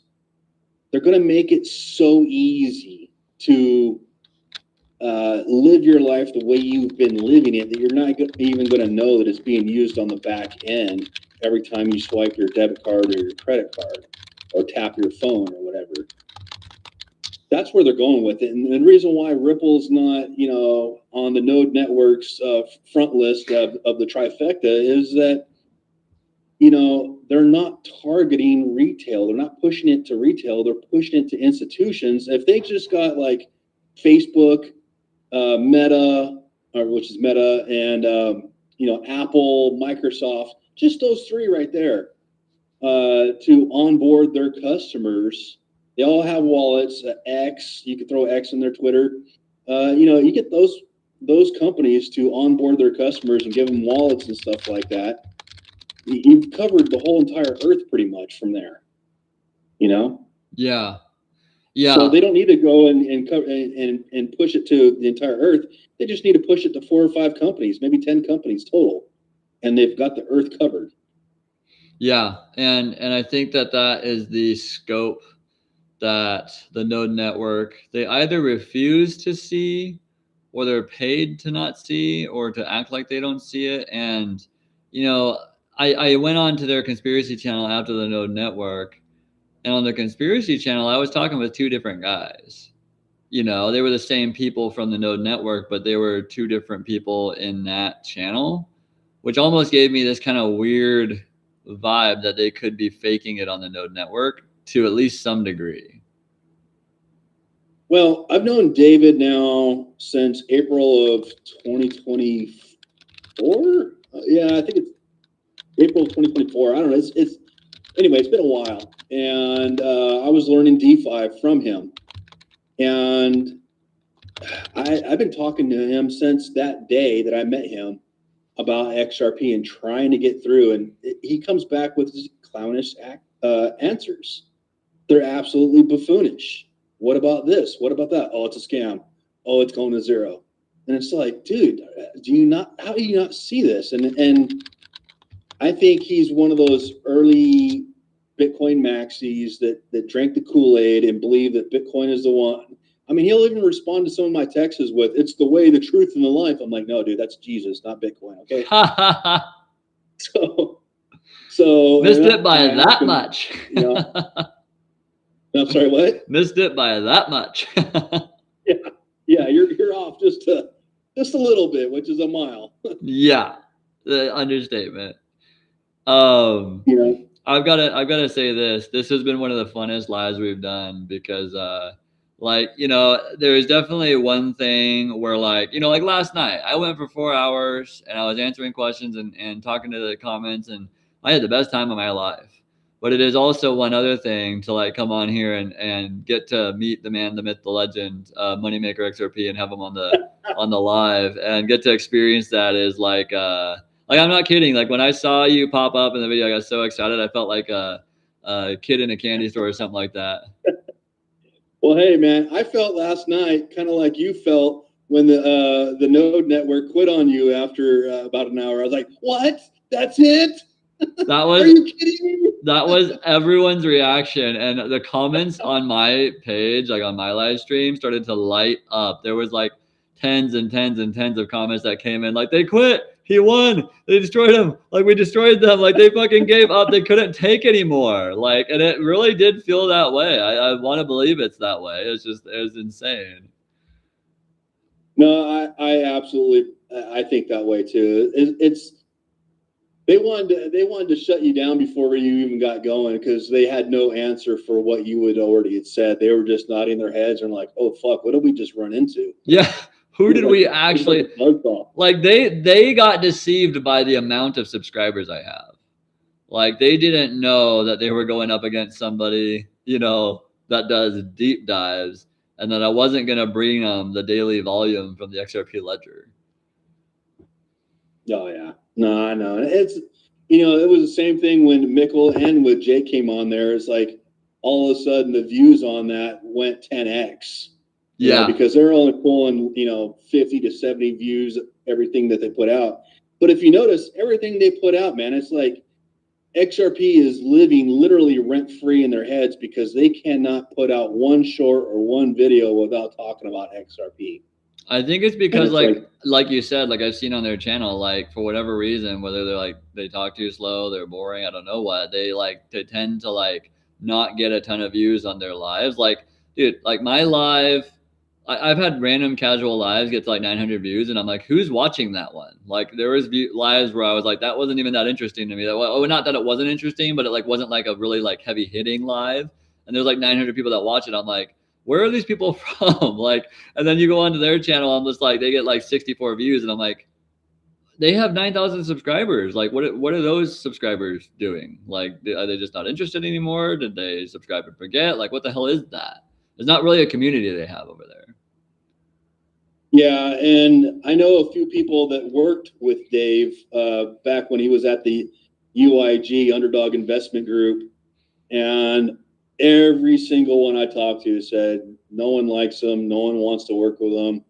He's stuck up, he looks down his nose, you know, blah blah blah. And it's just like, I'm just reporting what I've heard from other people say, man. And I know that I've tried to be nice to the guy. I'm trying to get him to see the light, and he just absolutely refuses, man. And it's just like, what the hell? And then Mike's a great guy, but he was coming into DeFi after I was, and he still doesn't know much of anything.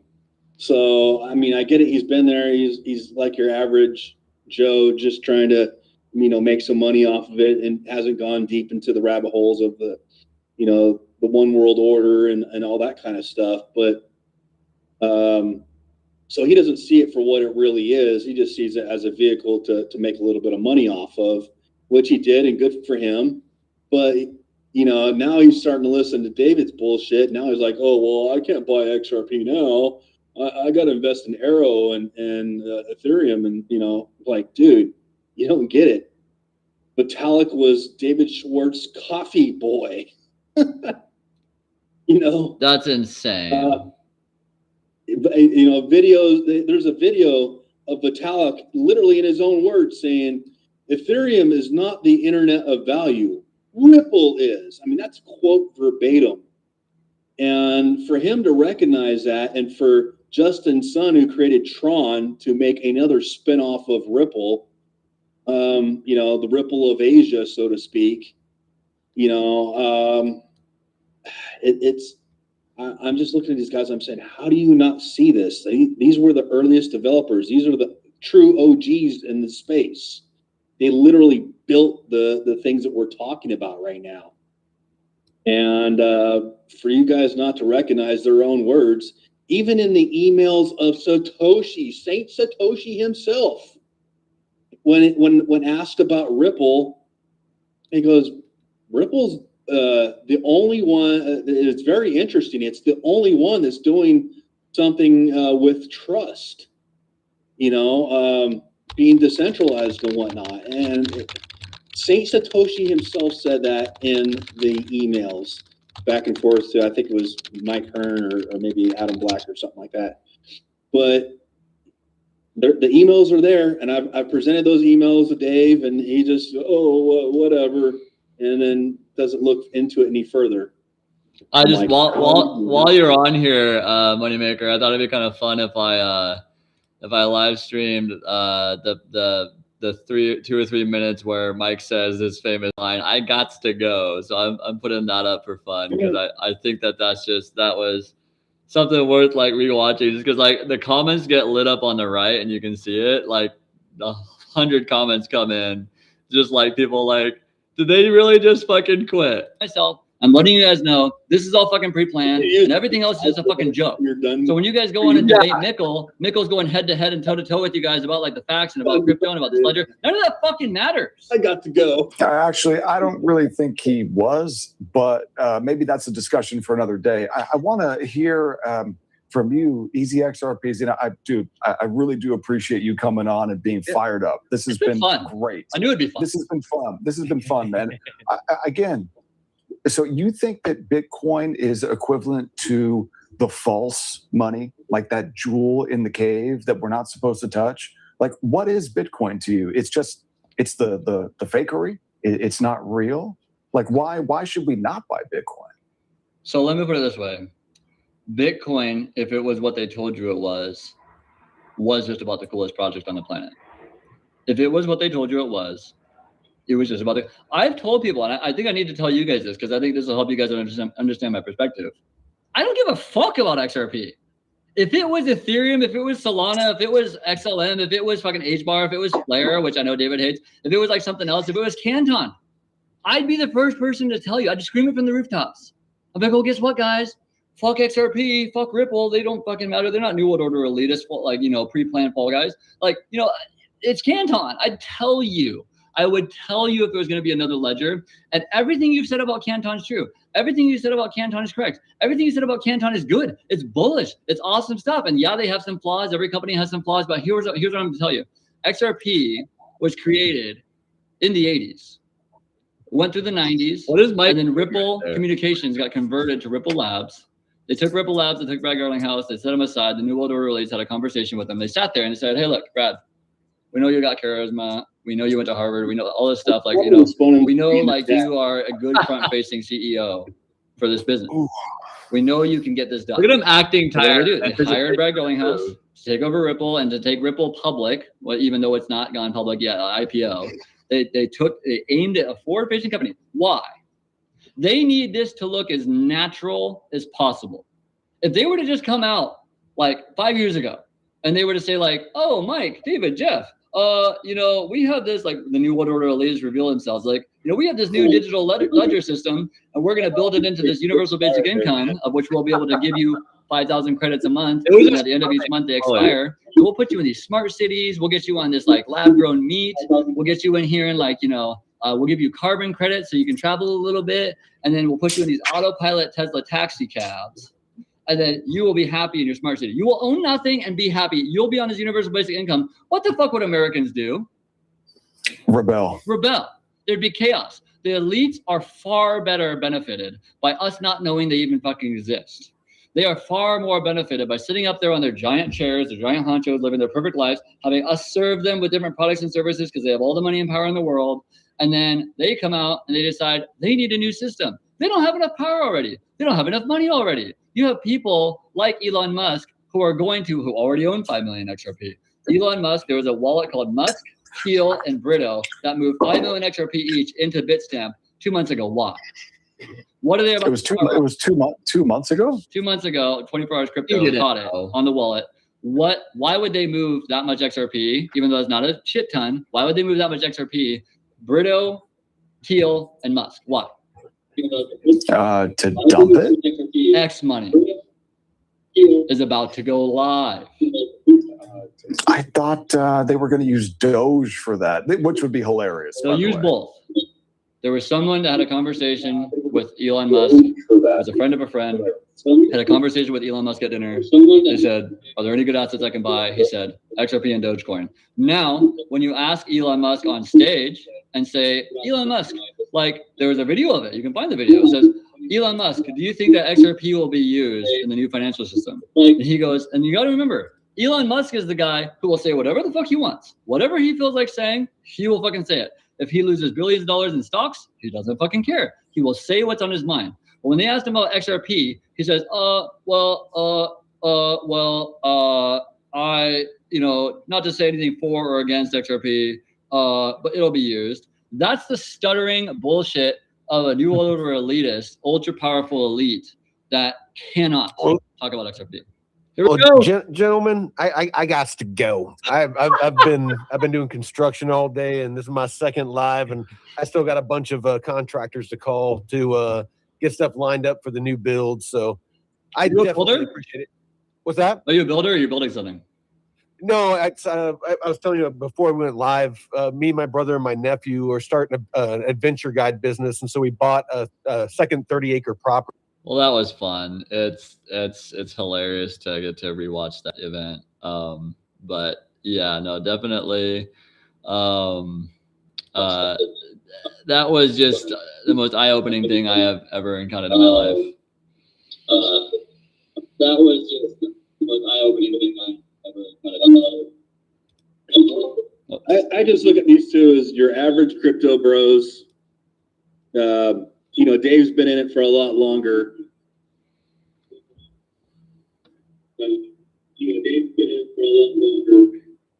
And I just think that they only know what little they've been taught, what AI, and with that knowledge, Dave tries to look deeper with AI, but it's only as good as the questions that he asked it. Yeah. I was shocked at how little rebuttals they had the entire time. Like they were just asking questions like they were at school. Yeah, exactly. They had no rebuttals. They couldn't come back with anything because it's plain as day. If you just open your eyes and look, man, like even they can see it, but they can't put the pieces together because they don't want to believe it. I think David, honestly, I think he sees XRP as a competitor, and then he looks at it like it's nothing because it hasn't done what Bitcoin has done. And that's just simple tokenomics of the circumstances right now. And that's all he cares about is right here and now versus what's coming down the pipeline. I mean, it's the same thing with AI. It's the same thing with robotics. It's the same thing with quantum. Like right now, none of those things really matter that much. But 5 years from now, they're going to matter a ton. 10 years from now, even more. And they just don't want to put those two pieces of the puzzle together. Oh, yeah. That was one of the funnest events of my life. And I've got you to thank for it, brother. Like, you put that together. Like I said, man, I'm happy I could help. Any way I can help, let me know. Did you know what you were unleashing on them when you told me about it?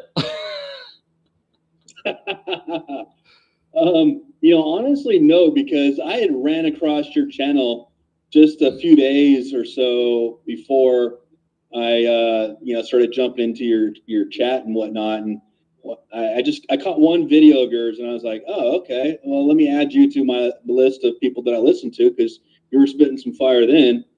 And then you had that reaction video to Mickle, and I was like, oh man, I got to say something here. And because I knew them, to Mike to a lesser degree, David to a greater degree. And like I said, I've been trying to get him to see the light for over a year now, and the dude just refuses. And I'm just like, dude, how do you not see this, man? Yeah, and we saw right there, I think, just a prime example of the fact that they, like, for some reason don't want to see it. That's the only way I could explain what I encountered, was they don't want to see it. That's exactly why I think they cut you off, is like you were just getting warmed up, and they're like, oh, well, before this guy actually converts some of our followers, maybe we should cut him off. When we gained like 100 subscribers on that debate, it makes me think some of his people from his channel were like, wait, what? Like, what's this guy saying? Like, what's going on over here? Why haven't I heard any of this, Mike? Why haven't I heard any of this, David? They don't understand why we're the only, chain with an actual army, man. Like, literally hundreds of thousands of people. And the thing that gets me is, I saw someone in the comments saying, Dave's so condescending and whatnot. He really is, man. They look down their noses at us. They don't get it. Like, I don't know. Anyway, it's so frustrating for you to put all the facts out in front of them and they cannot connect the dots. Do you think that they anticipated it was about to get way worse? Like, and that's why they bailed? I think they felt that in their spirit somewhere. They felt something in their spirit, I'll tell you that much. Yeah. Oh, cool. Official Kid Chris just commented, easy, I found you yesterday, bro. That's awesome. People are finding us because I think people are you guys not collectively, just like me, sick of watching all the same old fucking YouTube content about fucking Clarity Act and about fucking this and about fucking that and about like just all the dumb bullshit that they try to like, lay in front of you to make you think that's important, when this is all pre-planned and it's going to go live any minute now. I mean, are you guys not sick of it? I mean, I will say this, man. Crypto Phoenix primarily, and his little kid cousin, I liken to XLM, XRP Labs. If you go back to his earliest videos, the breakdowns on those are so phenomenal. Those two were absolute game changers, because I've watched years and highly respect, people like 24 Hours of Crypto and Mickle and all the others, man. They were all trying to research, or all trying to put out good information as best they could, but those two in particular were such game changers that broke down the numbers, the economics, the hows and the whys of, what's going to make this thing tick and why it's the one, and people don't want to watch, people don't want to listen. Okay. And I brought those channels to them, and they just, I can't listen to this. He won't even look at more than 1 or 2 minutes. Chain of Blocks, he put out a great video the other day where it showed a total breakdown of the banking license that Ripple is going to go down, and how they have 2 choices, and one's going to be immediate kind of quick gratification, and the other is going to be long-term but ultimate gratification. And it did the breakdown way deeper than I could ever try to explain to you guys, but I highly recommend you go watch it. Chain of Blocks and the banking license, but it's just another piece of the puzzle. But yeah, the Clarity and TA and all that kind of stuff, man, I'm just so over it. It's so boring. It's every single day from 10,000 different people all trying to say the same stuff. It gets old. It gets boring. Yeah, because they're, even if they know more of the truth, like Mickle and Jake Claver and all these guys, these legends in space, even if they know more about the deeper dive stuff about crypto, it's like it doesn't vibe with people. And so like we're almost like this unique squadron, like, Easy XRP Army, Unit 589, where like, we all see through the bullshit and we only want the raw, real like story. We don't care about all the noise. We don't care about all the propaganda that they've given people in the crypto community to try to distract them from the one world reserve currency plan. Absolutely. Absolutely. And I've turned off a lot of them, man. Like there's a lot of them I don't watch anymore or watch very little of, simply because it's just too much noise. It's too much of the daily BS that, you know, it doesn't matter in the end, you know? Yeah. What's going on, clarity, what senators voting for this, who said that, you know? It's just like, it's almost like, you know, National Enquirer, you know, just gossip just going around, you know, what's happening for the day. You know, they'll read the headlines and comment on them, and it gets old.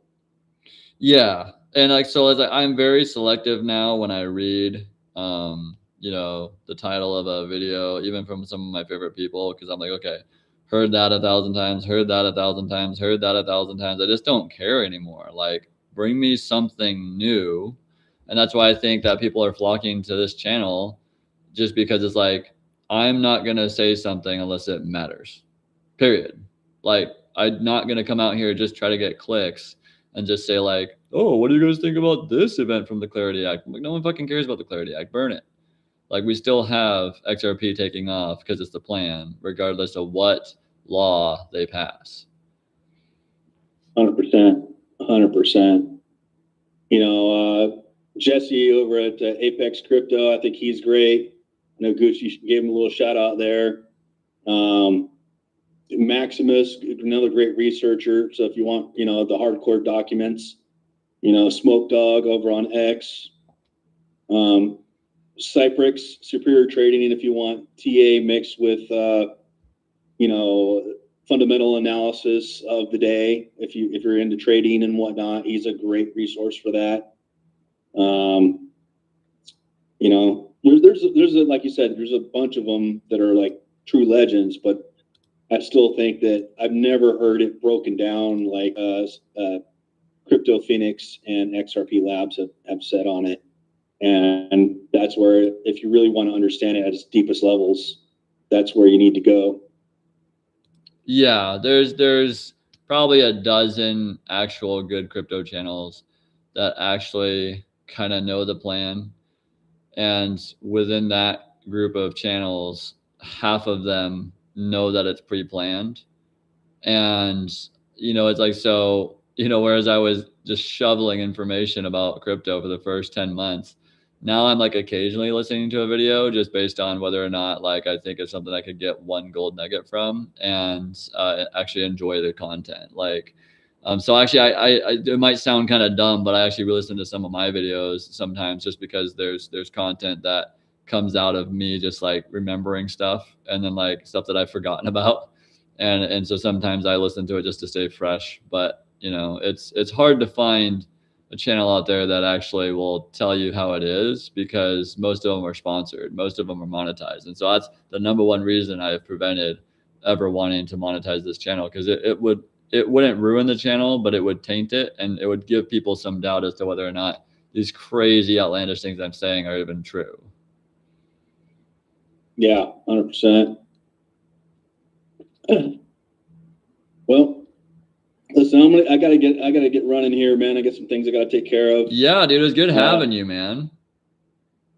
Hopefully we can work together in the future, because I would definitely really appreciate your help on doing some thumbnails and also editing. I don't know, I haven't really seen too many of your videos to see if you do much editing or whatnot, but I would like to put in little clips from other content creators and documents and stuff like that to show whenever I do start my channel up and do like a FUD killer series and just take on one question at a time.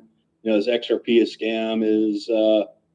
Is stable coins the way, and stuff like that. I'm just going to kill it one by one and bring fucking fire, man. Just knock that shit out of the park one by one. And I think I'm going to call it, this is for the army, man. Yeah. And I know you will kill it. So I want to really encourage you again to make that channel, because I'll be your first subscriber and I'll be your first guest, because you know your shit.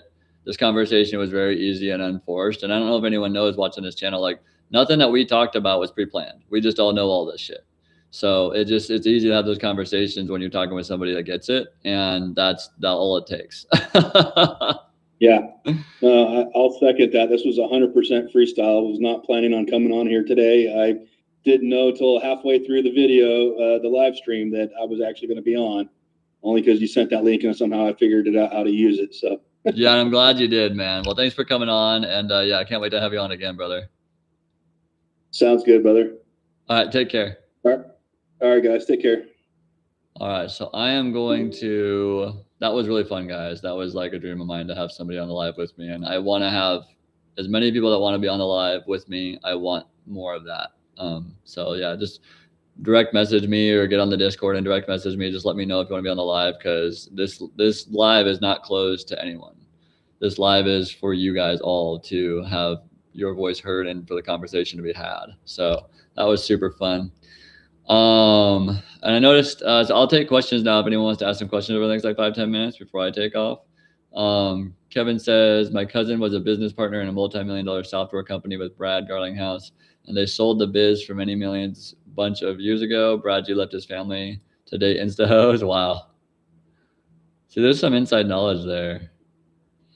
Gucci Clarity, Smoke is good. Maximus is solid as well. They do deep dives with documents, not just AI. Nice. Mark says Gucci, that is why he goes under Rectum now, among many people. Yeah, Zach Rector is still got a lot of followers, but I can't watch him anymore. Gucci Clarity, Official Kid Chris, easy. What do you think I should do? I have 17,000 followers on Instagram and I haven't made an XRP reel yet. You know, I'll say this. My channel was forged from my conviction that I don't want anyone that doesn't have to miss this opportunity for this great wealth transfer, especially since they're going to collapse the economy while they do it. So whatever like your niche is that you feel like, oh, I have to make this content for this reason, stick to that, and people will find you, and other people, like-minded people, will find you, and it will grow naturally. So just don't be afraid to make an XRP reel, you know, because I will say this, XRP is a very niche thing. Crypto is a very niche thing as well. And so like, if you're okay with the fact you might lose some of your regular followers just because you're talking about XRP and crypto, just don't be shocked if that happens. So have that be mentally on your mind. Suede XTX, can we drop all the real ones in the Discord? A lot of us need an XRP YouTuber overhaul. Yeah, and I actually kind of thought about adding in my description in the future now. Just adding my top channels that I watch so that I can get daily content, my daily injection of crypto knowledge, of which, you know, I've mentioned many times on my channel. But there's so few channels out there that are even worth listening to because they're all talking about the distractions and the illusions. I want the deep, raw next step for what's actually happening. XRP Batman, some of these XRP YouTube channels are in on the plan. Yeah, probably. Moonraider, also sick of TA day after day. Yeah, the chart analysis. Yeah, because the chart analysis probably won't matter when this kicks off. Both not. Ripple acquisitions and political connection decided by current price only equals huge gains and manipulation for me. Yeah, that's the real trifecta. Yeah, the real big daddy trifecta is Ripple, XRP, and political connections.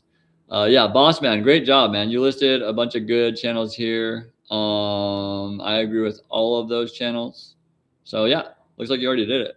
Maybe I can just add those to my description. Both not XRP decided. I can't type. Yeah, typing's hard. Inner monologue. Wait, I thought you were reacting to a vid. Who is this? MoneyMakerXRP, who is the main warrior that made that debate happen. He brought the Node Network to my reaction video and made them comment on it. And then that led to me having that debate. So you guys can all thank MoneyMakerXRP for that debate.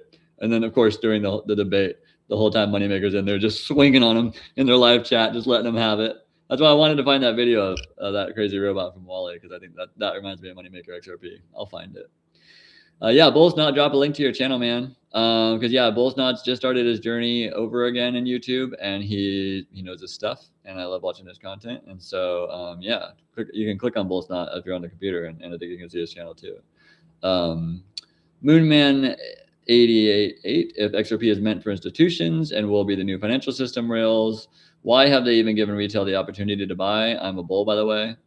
So I've answered that in a way that, you know, I thought people could understand.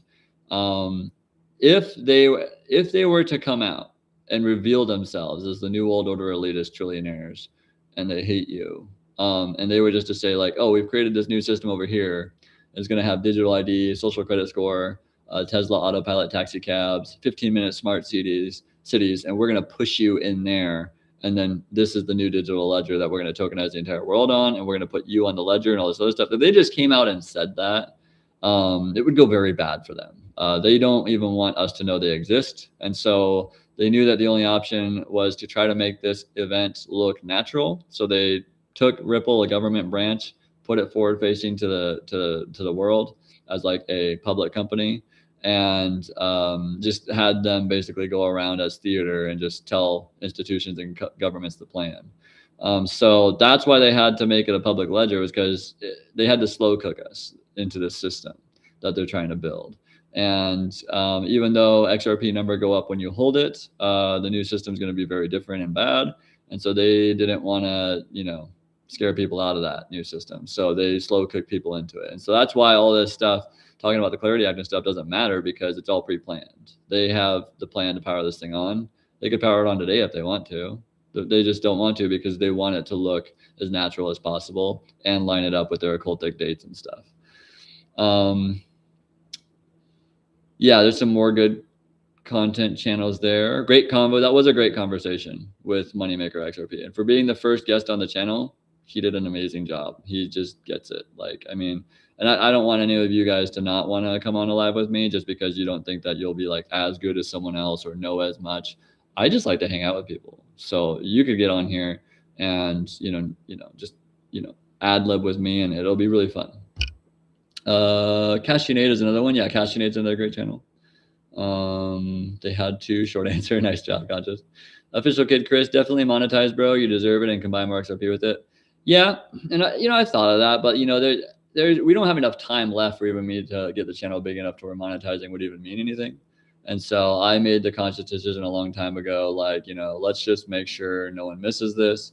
And if people see that we're monetized, they might not believe some of the crazy outlandish stuff I say. So I've got to think about everybody. The second mouse, getting people's perspective, is very open-minded of you. Good job, guys. All in crypto is another good one. Sorry, 24 hours crypto. But yeah, both of those crypto channels are actually entertaining, at least. All these XRP people regurgitate the same shit. Yeah, I'm sick of it.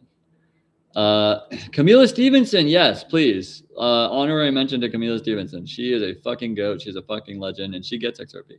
She said on her channel before she believes XRP is going to $1 million a coin. And then she does 100 different videos explaining why and how. My family thinks less of me. Oh, 24-hour crypto, the outro song, yeah. My family thinks less of me. All I talk about is XRP. Blockchain backer, he's a good TA. The Node Network, show us the way. Oh, dude, the Node Network's in the house, guys. We're getting sniped. Kudos to you, Node Network, dude. I loved our chats. I've told my channel you guys are obnoxiously likable. Honored to have you here. Moneymaker talks nonsense. Well, I mean, in that same script, then I'd probably talk nonsense to you as well. But we love you guys anyways. I am excited that you guys are going to each have 50 XRP and have a defense from the New World Order. So grateful to have you guys. Raw Food Writer, Chris, you look like a young Obi-Wan with that fresh cut. That's awesome, man. And the robe. The first mouse got the rat. The second mouse got the gat. Moneymaker, Node, All I Love, Edgemo. Conscious Minds, I fucking love that song, man. It is catchy. And Node Network, I also wanted to add, you have my favorite intro on any crypto channel anywhere. Like, it's like maybe 5 seconds too long, but like it's so good it makes up for it. And like I'm not kidding, I'll rewatch the debate we had sometimes just to hear that intro at the beginning, and then I'm like, damn, that's a good intro. If I could steal your intro, I would, because that's some good shit. Was that AI you used? Because it's so good. MoneyMakerXRP, I want to come out to a ranch once you get it up and running, learn some survival skills for me and my son. Yeah, I want to join the Node Ranch, but he says I got to earn it. So maybe in order to go to the ranch, I just got to lend him some XRP or something like that in the future. Let's see, where are we? I have plenty of time.